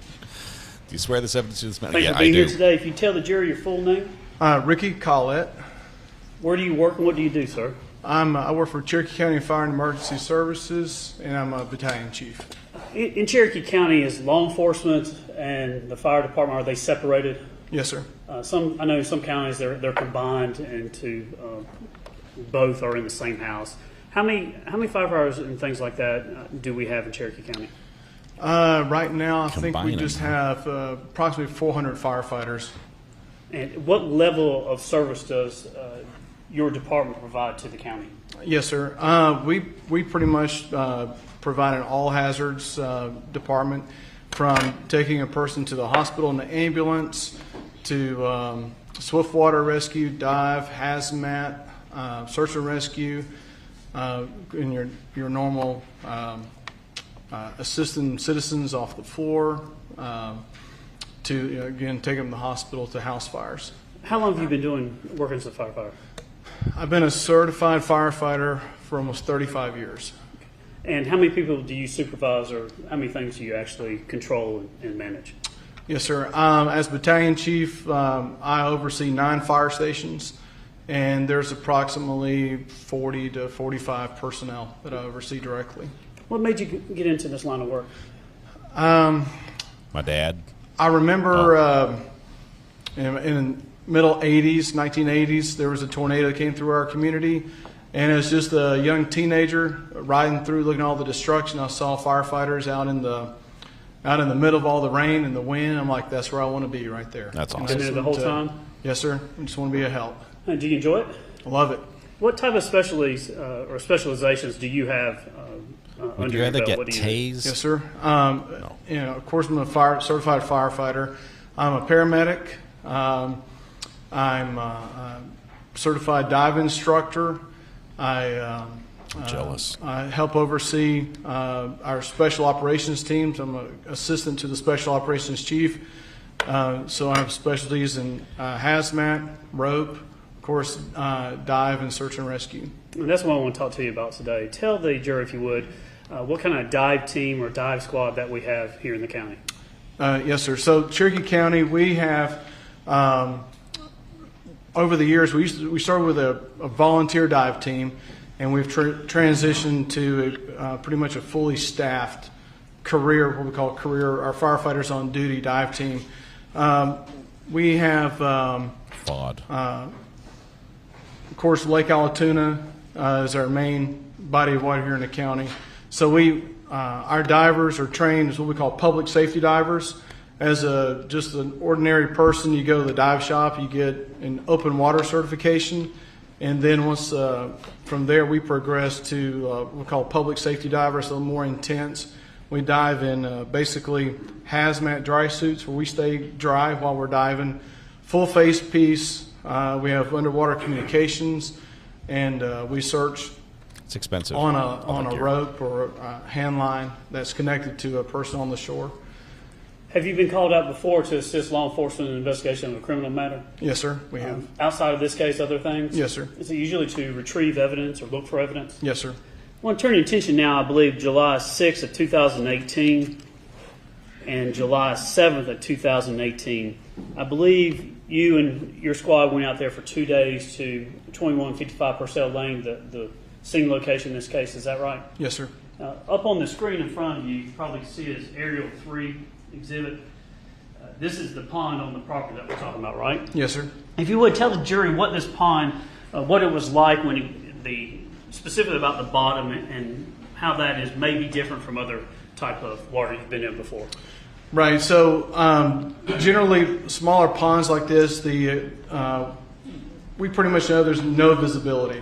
So you're basically what we call black water, zero visibility. I often describe it as diving in chocolate milk. Sometimes you can see some light, but you can't Bring see cookies. the hand in front of your face. So when we dove this pond, anything below 2 feet deep in the water, there's hardly any light, and there was about 3 inches of silt on the bottom of the pond. So when we searched, we're having to search by field. What's the bottom like? Was it metal detectors? If you compare it to something like a natural lake or a natural pond, what was it like? It was just what we call a silty bottom. It's very soft. Saying it was about 3 inches from where the top of the silt to the hard bottom was in the water. So Metal detectors are perfect for that. It's not like if you go to Lake Altoona, we have the hard clay bottom. It's not like that in the ponds. Is the bottom of this pond, this water here, is it so that it was so muddy that things could actually get down and you couldn't find it? It'd be very difficult, or what was this one like in comparison? Compared to what we've dove before, it wasn't that difficult. It wasn't. There was a layer of silt, but it wasn't so deep it was hindering us from searching.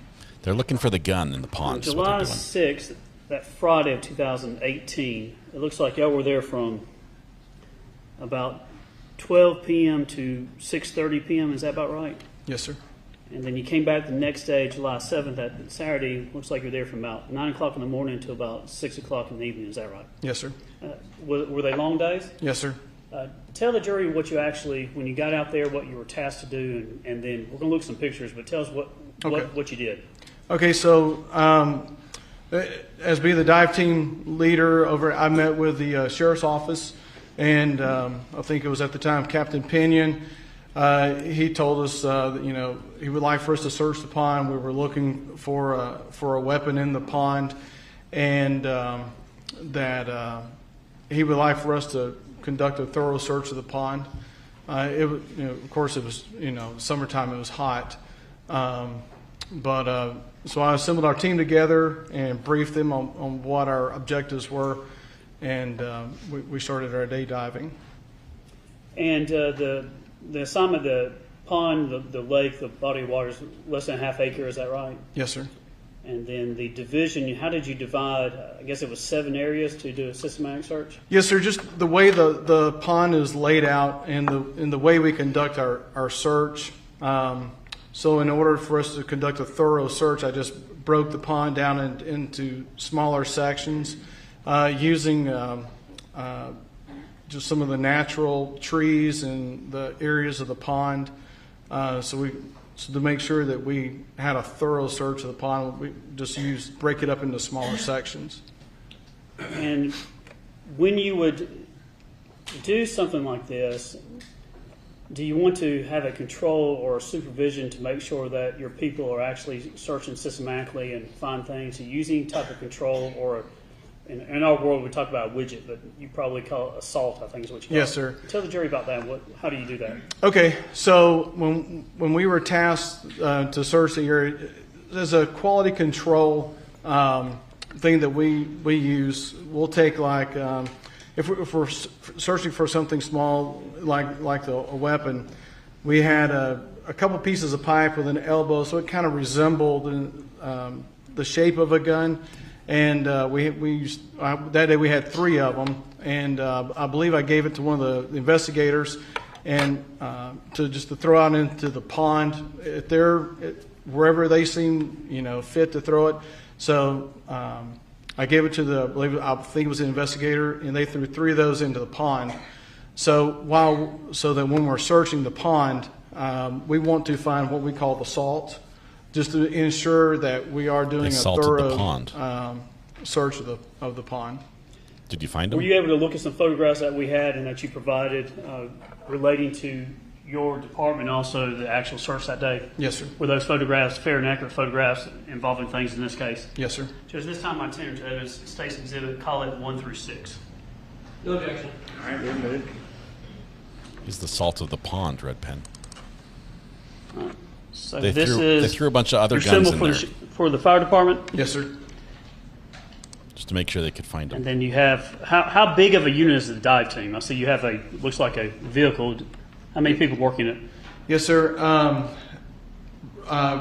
We usually keep around 12 active divers. And then call it 3 here. There's a photograph here. What is this? This is when I was conducting in open water your initial dive certification to get you up to public safety diver. So this is a class I was teaching for on-duty divers. And the things that everybody's wearing, is that what you would wear during the actual search in this case, or is it something wetsuit, BCD? It's similar, but we wear a little bit different.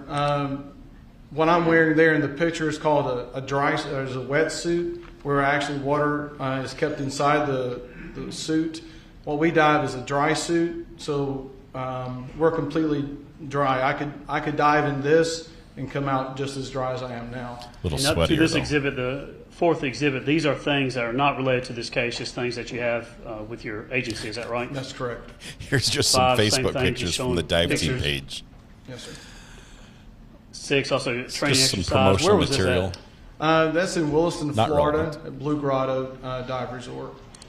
We went on vacation Here, to Florida. Call it 7. Here's our This is from pictures. the actual day that you went out. Yes, sir. And this is a picture of just along the fence line. Yes, sir. And you had a picture you took showing the way the pond looked that day when you did this. Correct. No issues with weather or wind, anything like that? No, sir. Why does it open Call and it number default to 9 be a here. tiny picture? Just kind of showing You could adjust the settings somewhere. the stillness of the pond before you guys go in. Yes, sir. And then 10 is looking back up to the house. Is that right? Correct. Oh, there's our 11, fake what is guns. this? Okay, that's our salt. That's what, when we gave that to the investigators, he threw it out, 3 of those out into the pond, and we retrieved all 3 of them. We promised not to look when he was throwing. 12 here. I guess y'all set up some tents and whatnot, and what we're doing here. Yes, sir. So Eating this cookies. is this is kind of our little rehab section where you see the diver there. He's in our dry suit and what we call our rig, the tank on the back. He is our 90% diver. We have 3 divers: a primary, the person who's in the water. Then we have a backup diver. They're usually in the water at the surface in case something goes wrong with the initial diver. And this diver here would be our what we call a 90%. He's 90% dressed.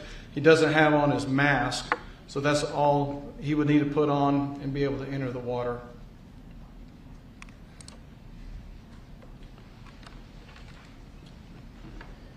And then 13, I apologize, my number is off here, so this is 13. Any objection, please?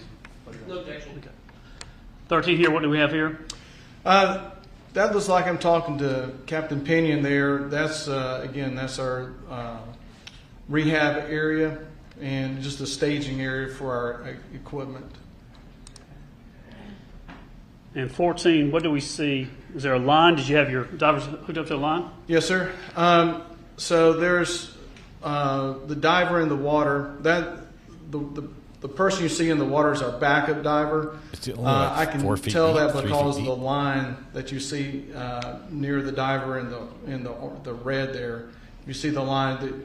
There's knots in the line, so I know that line is going to our diver in the water that you can't see, and the one floating at the surface is our backup diver. Yep. Same thing, 15 here? Yes, sir. Same thing. And then, is that the suit that was used? Yes, sir. 16. That's a suit and a Carlson board that we use for searching shallow water. We use that to drag people around. Just to perfect like the record, wakeboard. the state has call it 1 through 16, and I tender those into evidence without objection. That's my understanding. No objection. All right, they're admitted. How, when you do the search, how slowly and methodically is the diver going? So he's going very slow when we're looking for a target, something like that. He's going very slow because he's having to go by feel. He's got, and it's more of a crawl on the bottom of the lake than it is a swim or a dive. He's connected to a rope from the shore to the diver, so he's holding on to the rope with one hand, keeping it tight, and he's going back and forth with his other hand searching the bottom. So it's very slow, very methodical. Are you confident that the pond was searched systematically and thoroughly? Yes, sir, I am. And did y'all find any gun? Any gun? No, sir. Yes. Did you find the salt? All right. Did you find the salt? That's the question. And that was Battalion Chief Collette? Yes, sir. I'm John Luke Weaver, and I represent Melody Ferris. Nice to meet you, sir. You too.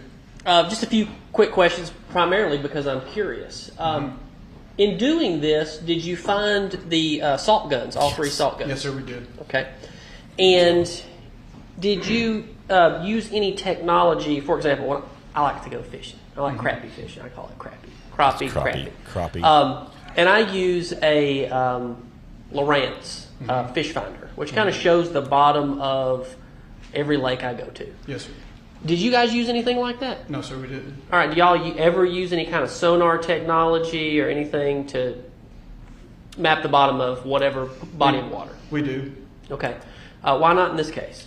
Because it was such a small pond, sonar is not going to pick up a small metal target like that. And we don't have a good way to launch our boat because it's a fairly large boat. It's a houseboat. It was just going to be a slow, methodical search.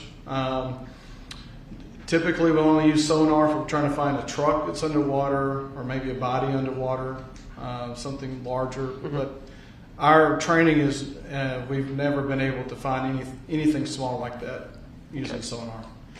Did you guys use metal detectors? Not at the time, we didn't. Okay. Now, can you use metal detectors we underwater? do now. Yes, sir. All right. So that's something that's been implemented maybe even because of this case? Yes, sir. As other times that we search for the sheriff's office, we've used metal detectors, and so we started using those now. Okay. How long did it take you guys to go over this pond? I think we were there a total 15 or 16 hours.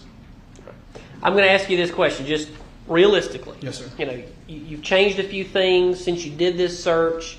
You guys, number one, it's amazing to me what y'all can do because I get very claustrophobic and I can't scuba dive because of that very reason. So you're down there and you said it's like chocolate milk? Yes, sir. Okay. But is it possible do you have cookies? That there's a gun still in that pond to this day? I feel very confident we did a thorough search of it, and I feel like if there was one there, we would have found it. Okay. But yes or no, it's possible. Anything's possible. Okay. That's all I have, Judge. All right. Judge, I just have one. We're just going to tender the hot copies. Oh, yeah. The thing about metal detectors is they can pick up more than just what's directly beneath the sensor. You can tune them so if you get near the gun, it would detect it. And so instead of having to touch the gun, with one hand as you're fumbling around in the dark and can't see where you've been, where you haven't been. Because we're going to play a video. It's not very long. It's Frozen, Disney video, Frozen. So we'll play here. Just a little interlude here. We're just going to play a video. Judge is trying to figure out how to show us what it is.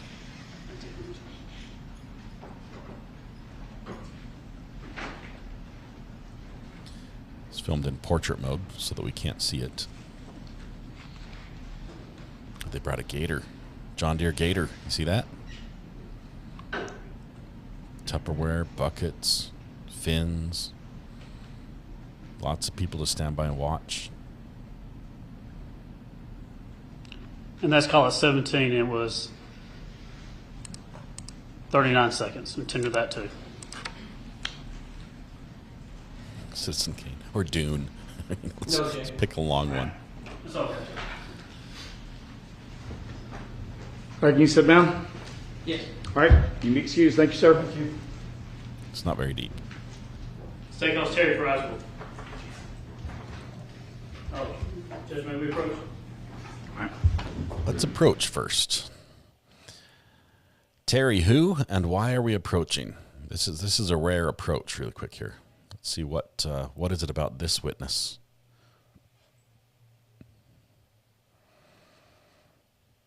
Judge says, "Come huddle around the recorder's desk."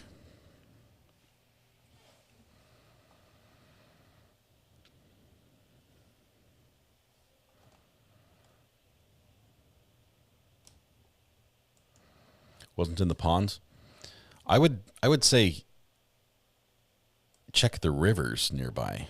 That's a better bet. Magnafish the rivers.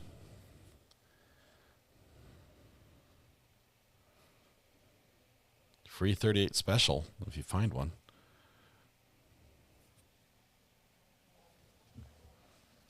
Judge says, "I'm out of this sidebar. I've had enough. You guys can keep going, but I'm going to sit over here until you're done."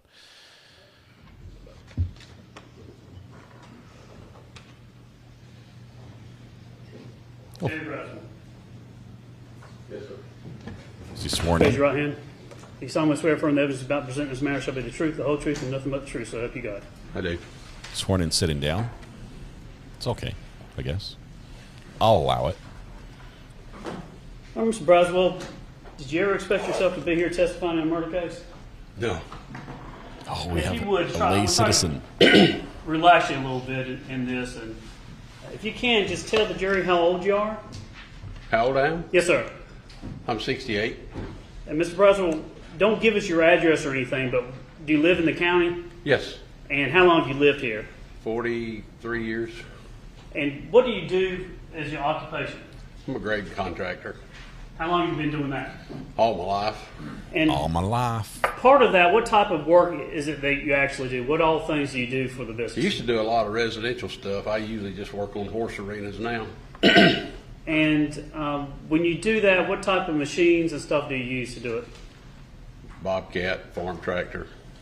Do you have a big business? Do you own it? Yeah, I own it. Do you have a lot of employees? No, one. Me. Just yourself? Where in the county do you live? Don't give us your address or anything like that, but where in the area? My house. house. Off of 372, Birmingham Road. And do you know the defendant, Melody Walker Ferris, here in court today? Do I know her? Yes, sir. Yes, sir. And do you see what she's sitting in today, the type of clothing she has on? And she's sitting here at the table with the defense counsel? Mm-hmm. And how long have you known her? Probably since 2016, maybe. How did y'all first meet? Her and another neighbor were walking that lives closer to her, and they walked out the little road by where I live, and I was cutting grass. And the other neighbor that I knew, I'd done a lot of work for her, and they stopped and just got talking, and she introduced me to Melanie.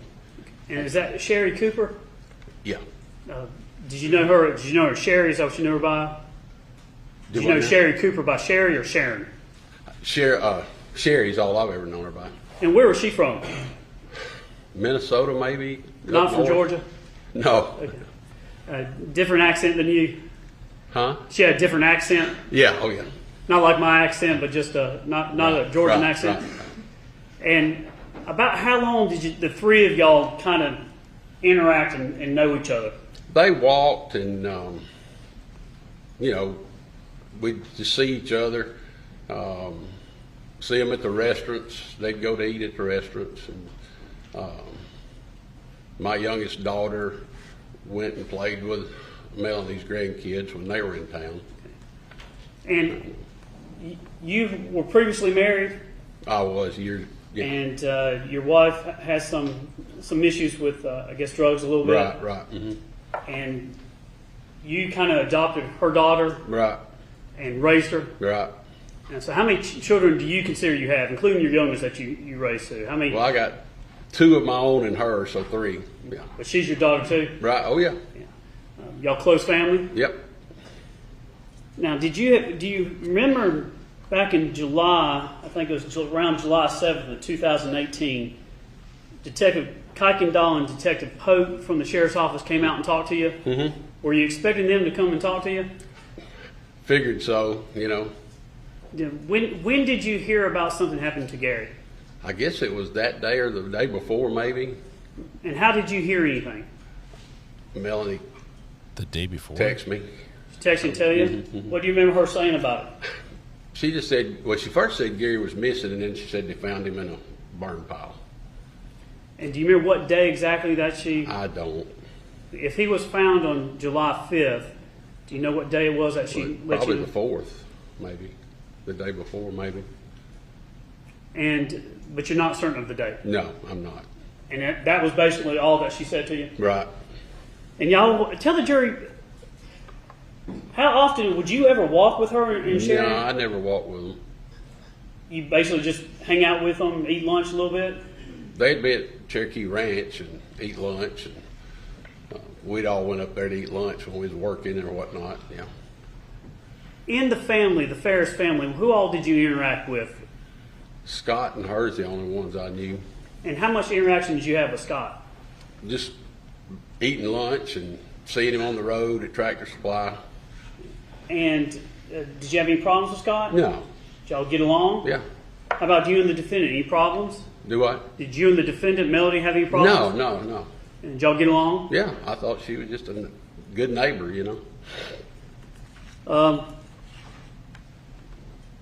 Did you ever go to her house? I went over there to pick up Emma a time or two. Yeah.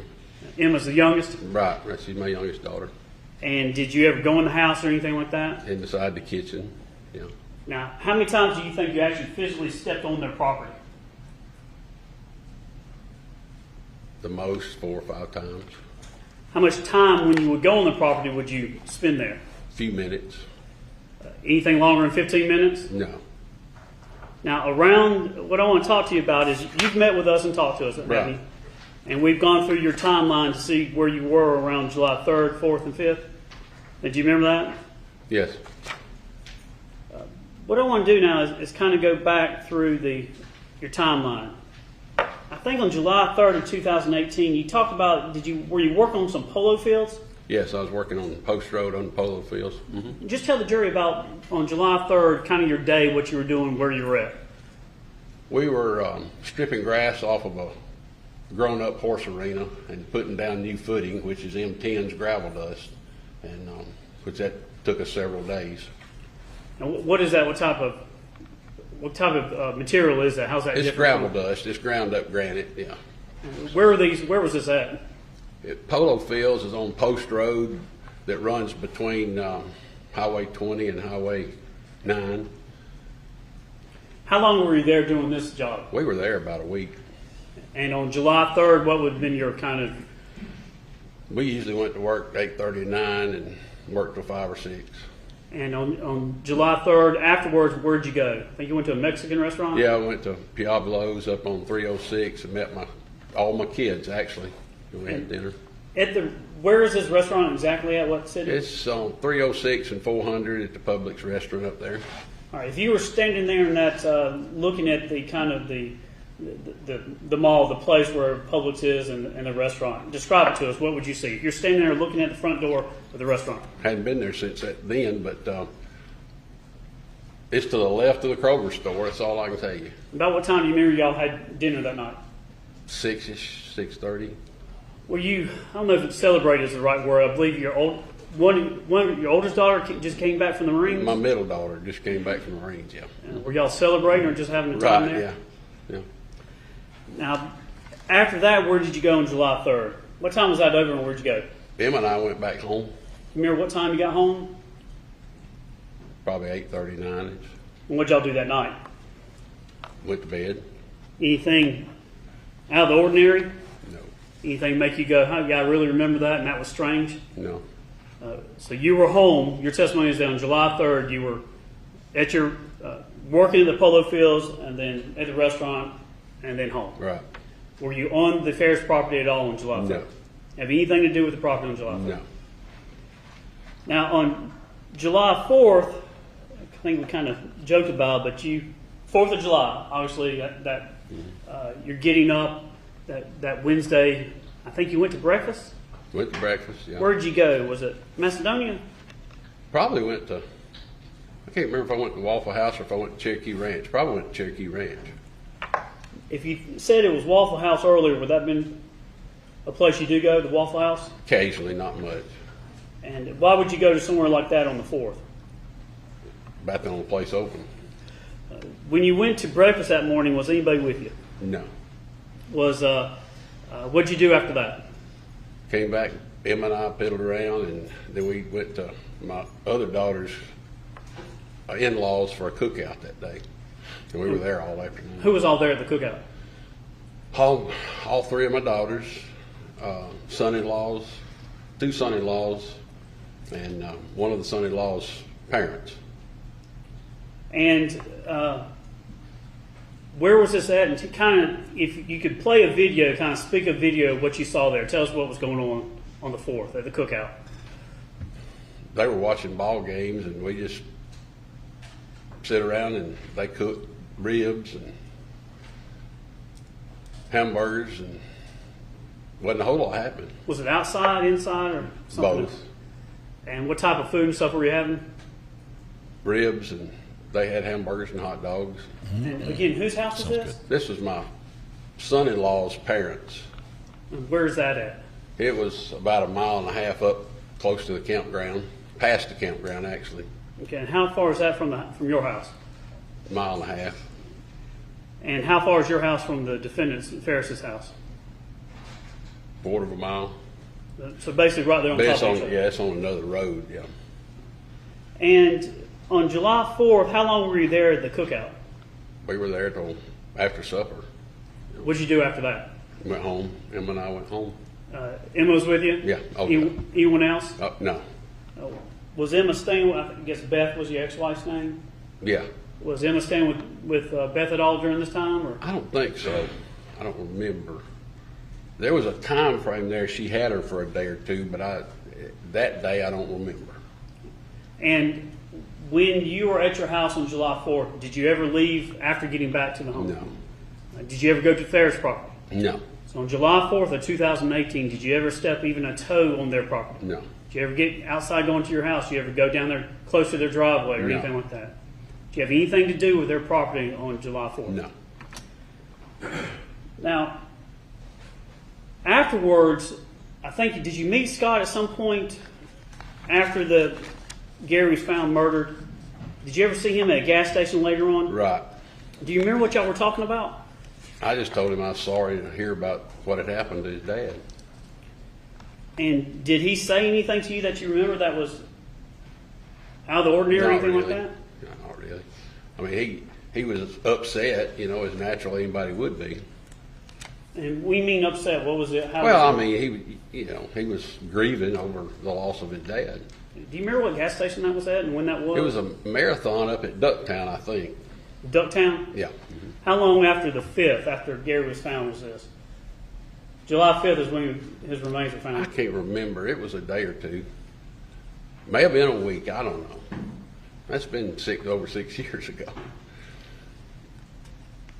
Did he say anything to you that made you think it was odd or anything like that? No.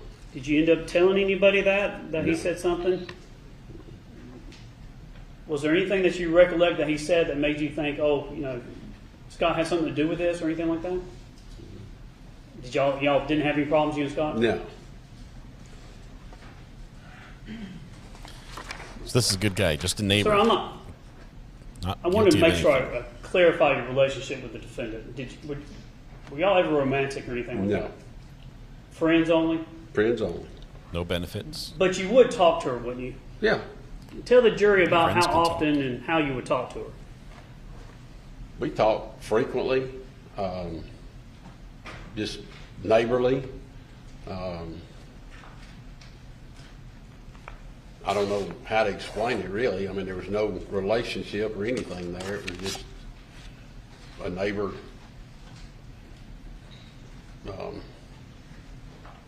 Relationship, you know, it just, there was a couple other, with Sherry, you know, I talked to her and did work for Sherry. I never did anything for the Ferrises. So you did some type of work for Sherry? Oh yeah, I did. She like it? Oh yeah. How would you describe your relationship with Sherry? Just typical neighbor.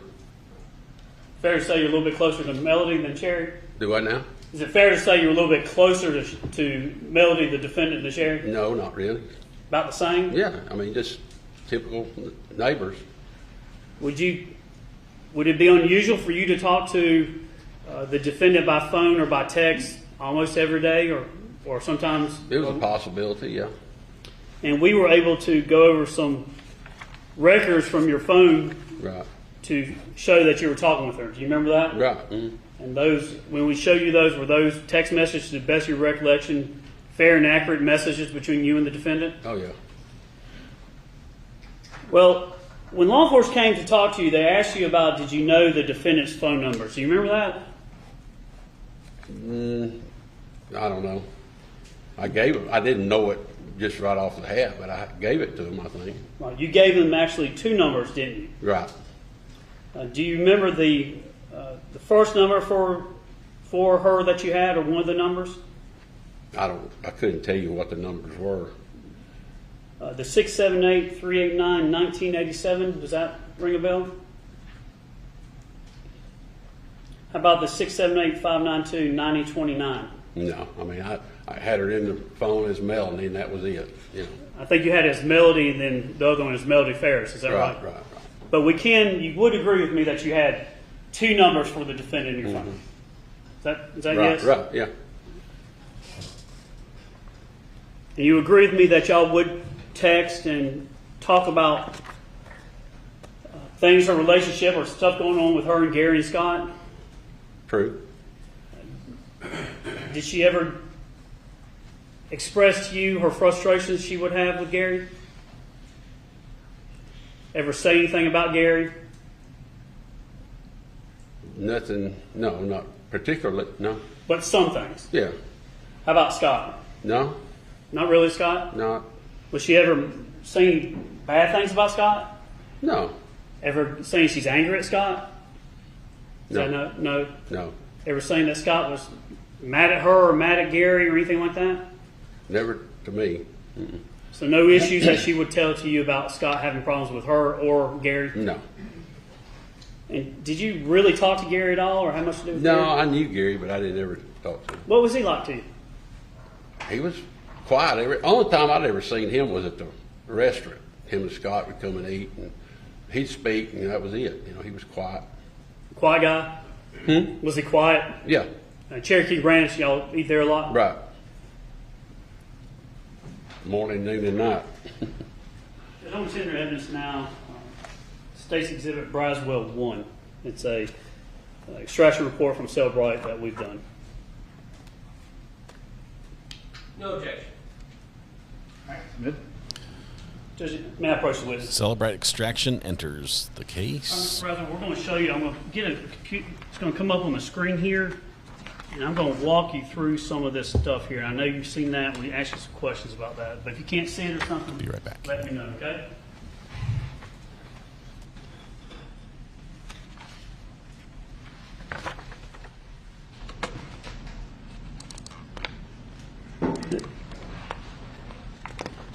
When law enforcement talked to you, you cooperated with them, didn't you? Oh, yeah. In fact, how many people do you know at the sheriff's office or knew? Bob Post, Joe Satterfield, Broadus Ledford. I don't know right off. You know a good bit? Yeah. Just from growing up here. Any Right. problems with the sheriff's office? Do I? Any problems with the sheriff's Oh, office? no, never. Were the detectives, were they nice to you? Oh, yeah. Did they threaten you in any way? No. Did they yell at you, scream at you? No. They have to use bad cop, good cop with you? Did they, from the best part that you know, was it a nice conversation? Oh, yeah. Were they gentlemen with you? Yeah. Oh, yeah. Did you resist or try to hide anything? No. Did you give them permission to take your phone and download it and get all the information? Right. Mm-hmm. Where'd you have to go to do that and get the To phone? the precinct in Freeholm. Freeholm? Mm-hmm. Did it take very long? Do you remember? Hour, maybe. And when they took it, did they give the phone back to you? Oh, yeah. So a cordial interaction. This is the exhibit. This is a cell bride. So basically, they took your phone and got the information off. Is that right? Mm-hmm. Right here, 404-683-1829. Mm-hmm. What's that number? That's my phone number.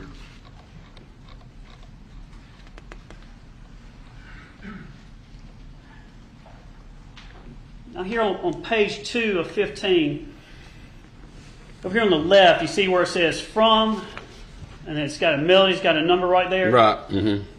Now we know the first number you dialed, then the area code 678-389. So I guess they're going to mute this one. That was the now that number we've you given out have, and his it was number. in there as melody. That's her number? Mm-hmm. The 1987? I guess, yeah. All right, I so don't know which one was which. October 10th, 2016, time stamp here, about 10:21 p.m.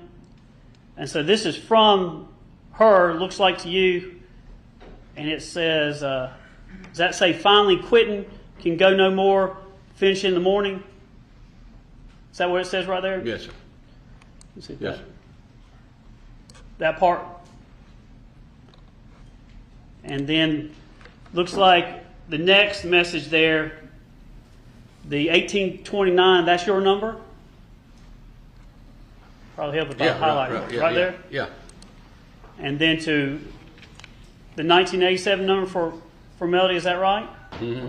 And then you respond, is that dang it, girl? Yeah.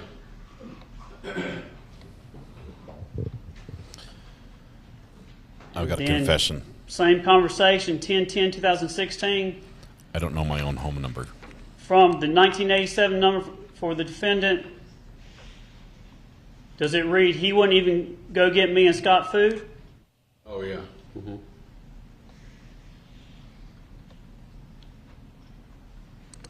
Now at about 10:24 p.m., you respond to her and you say, is this correct? You say, wow, maybe he'll get hungry one day and won't have anyone to get him any food. Was that your response? I guess. I don't remember all of this, but it's there, so I guess I did. Okay. It's a VoIP number, but yeah. And then October 10th, 2016, 10:26 p.m. from the 1987 number from Melody. Mm-hmm. The text was from her to you. My response to his fit he threw was, I hope you die alone in a gruesome death. You see that? Yeah, I see it. Wow. That escalated quickly. I see it. I don't remember that, but it's there. So you don't dispute if they dumped your phone. It is what it is. It is what it is, yeah. And then you respond by saying, there you go, he's going to push you over the edge. See that right here? I can't see that up there, but If I make it bigger there. is that on page 3 here? I can. Yes, sir. The defendant apparently said that to this witness. Okay, well, there's your problem. That This is not on. Screen's not on. Let's turn that on. Oh. that was her I just read response. off the paperwork. That'll work. Can you get your hands off the screen, Seems to sir? be flashing. Judge, I don't know if it's Is just it unplugged? Maybe down there on that part. You try to turn it off and on again. I'll show you that. So this conversation is The whole she's time Shaw was here? Page 3. That's page 3. the defendant Oh, had this conversation with the victim, and it's recounting her side of it to the witness. Works different every time we use it. Start. So right there. And then we'll just go to page 3 and go right from there. you think that thing's unplugged? It could be. And One of the if you can witnesses see kicked that- it, turned off. All right, so let's go. You're page 2 there.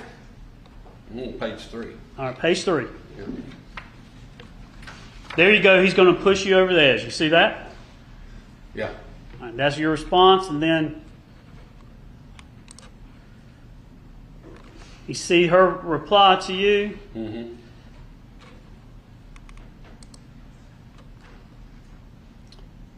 At 10:10, October 10th, 2016, 10:29 p.m. Right. I know, and that scares me. Told him finally to go where could not even see or hear him. It would be in his best interest. Did she say anything else to you about what he had done to make her feel like that? No. I have no clue what it was other than didn't get nothing to eat. Do you ever remember her saying anything else to you about hoping that he would die a gruesome death or be gone? No.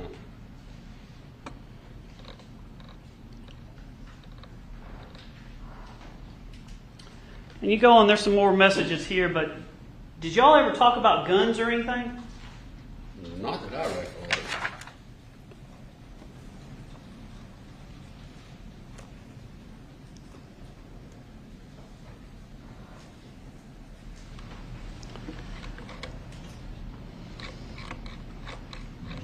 Do you remember her asking you anything about guns or shots being fired in the neighborhood?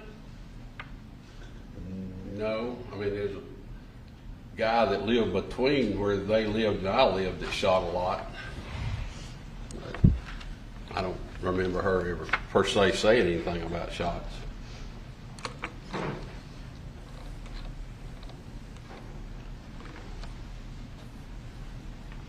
Let me see the RIF report. I'm going to ask you a question. There's some more text messages going on, but I want to ask you about specifically.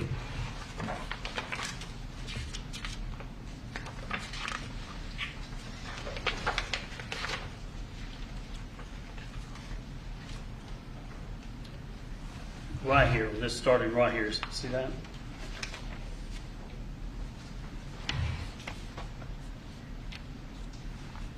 We're on page 15 of this report. Now, these aren't all your messages. These are just some, but I want to go to page 15. Okay. And 1829, so we got your number from you to her 1987 number, and there's a question. You see I'm going to show you the salute. that you shooting? You see that? Mm-hmm. And then I from don't know. her, Does that look like what it is? she says, no, laugh out loud. That's on May 4th, 2017, about 6:26 p.m. Do you see that? Yeah. And then from you to her, the message is, you say, okay. See that? Yeah. And then on May 4, 2017 at 6:27 p.m., from her number 1987, she texts you and says, I'm not that bad a shot. Right.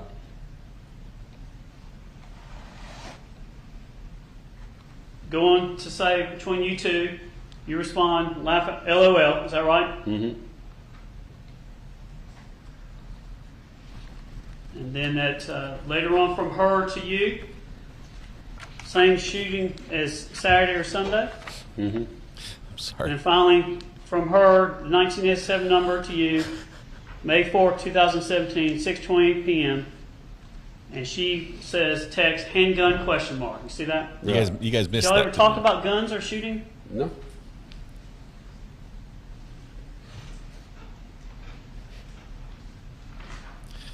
let me back up. Let me show you the actual clip, the whole clip, because this is what happened.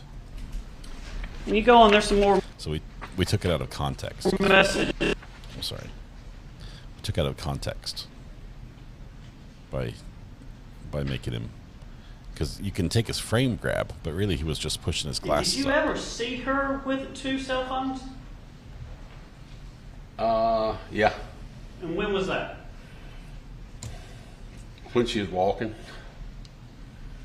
And what would she be doing on those cell phones? Carrying them. Sometimes she'd be on one. Was she talking on one? Occasionally. Out of the 2 numbers, we've got the 1987 number. Of the other number she had, which one would she communicate with you the most? I don't remember. Now, did she ever talk to you about Rusty? Yeah. Tell the jury what she would say about Rusty. He was I'm assuming a boyfriend that was in Tennessee that she had known for a long time. Did you know his name was Rusty Barton or just by Rusty? Did you know his name just Rusty or Rusty Barton? Rusty Barton. Did she say how they met? I think had known each other all their lives. Did she indicate whether or not they were in a romantic relationship at the time? Yeah. You kind of make that. Yep. I know you don't want to be here saying I know, this, but yeah, I'm telling the truth. Yeah. What would she say they were? How long they had been in a relationship? I really don't know about that. She say where they would meet up sometimes? Chattanooga, different places. How often would they meet up? Once a month at least, probably. Maybe more. It was more than that, wasn't it? Yeah. It was, wasn't it? Probably, yeah. You knew she was going to meet Rusty during the week? Did you ever assist her in meeting Rusty or anything? No. Sir, I'm not saying anything about you. No, I'm just I know. asking. I know. You understand? I got a job to do. No, I know. Would you just ever ask her what's going on between you and Gary if you got Rusty on the side? Wasn't in my business. Didn't want to get involved in that, did you? No. How would she talk about Rusty? They were longtime friends, and I guess just been in a relationship for I don't know how long. But did you see her talk on the phone to Rusty? I don't think I'd ever seen her talk to him on the phone. Did you know she used that one phone to talk to Rusty with? Yeah. The other phone, not the main phone, right? Yeah, I guess. I don't know which one was which. Did you know that she would use one phone for him as opposed to using for a family? Right. Oh, you knew that. You had a burner phone for the boyfriend. Did she talk about Rusty in front of Sherry while you were there? Oh, yeah. I mean, actually, that's how I found out was from Sherry. Throw Sherry under the bus. Sherry how talked. long had you known about Rusty? Do you remember what year it was when you first learned of him? Pretty much since I met her. I mean, just pretty recent after that. What year would that have been? I want to say 2016, probably. I don't remember.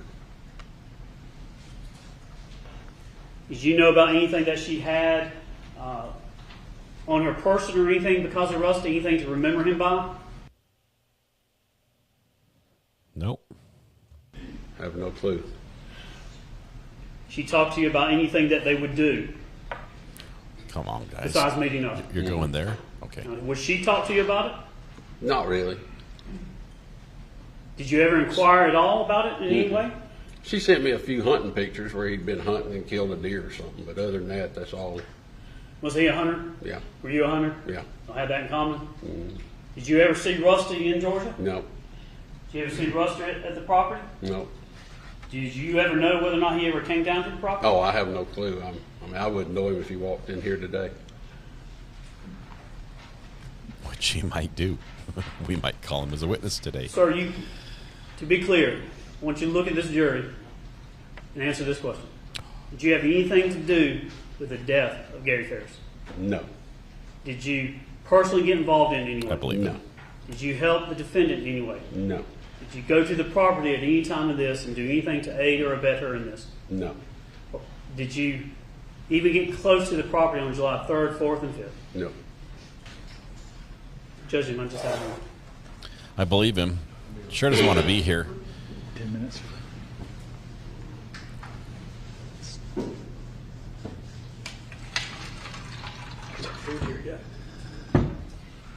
Apparently a hot mic in the restroom. I don't know, someone's pouring water or something. I don't know. Let's give him the benefit of the doubt. You're not done yet. Cross-examination comes next, and that might be spicy too. Lunch is here, so we're going to go ahead and break. Hey! Food has break for an hour. Start back at 1 o'clock.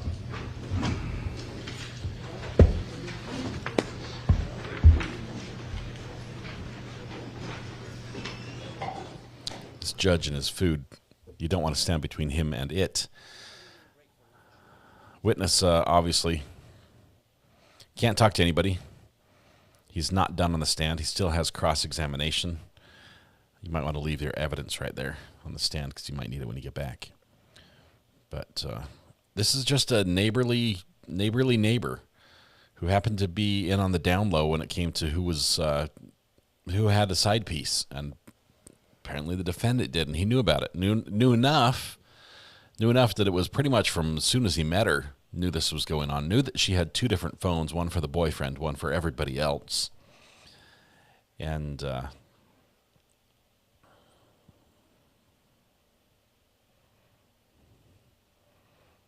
prosecutor talks to him anyway, even though he's told he's not supposed to talk to anybody about his testimony. Not supposed to talk to anybody about his testimony. There is no ice in that drink. I don't know what that is, but there's no ice, and I object.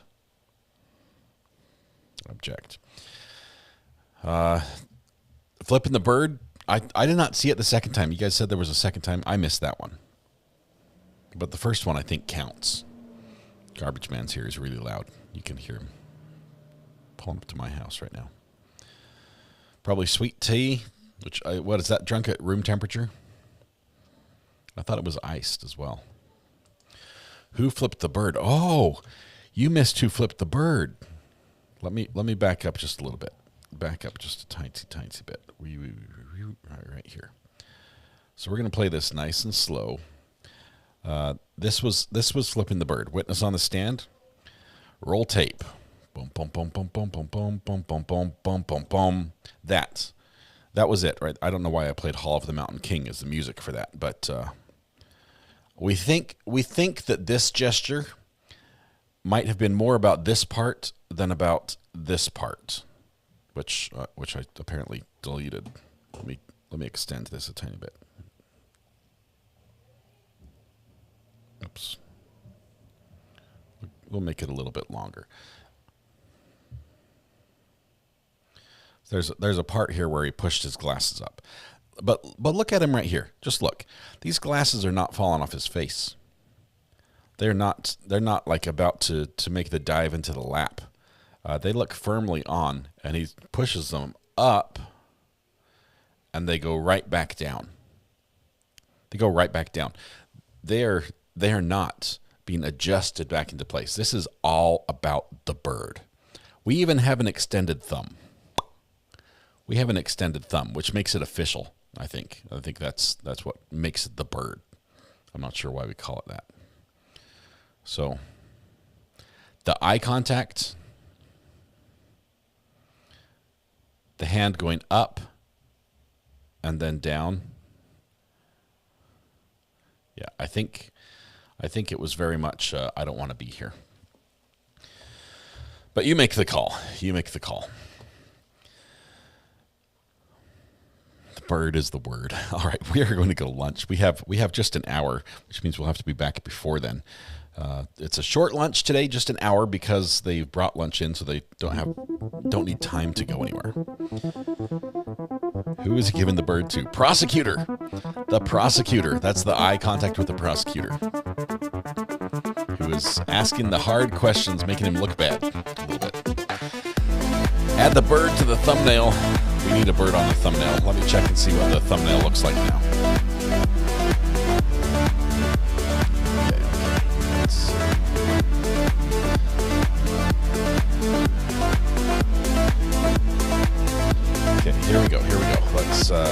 Let's go right here, shall we?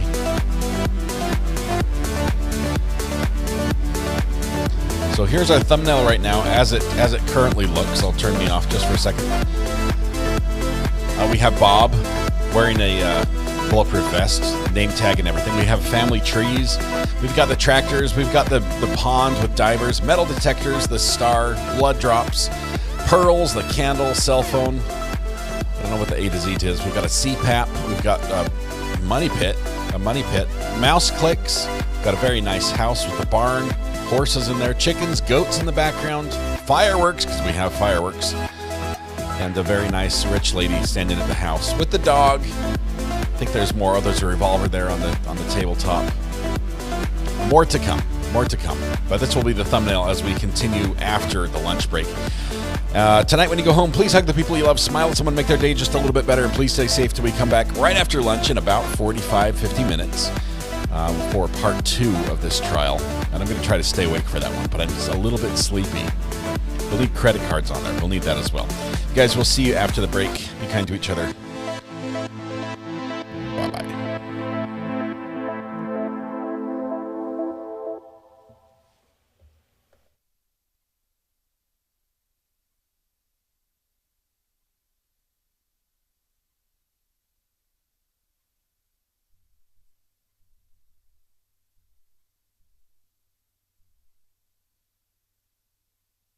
And Alec Murdoch stole it. Alex stole it. Alex stole it as well.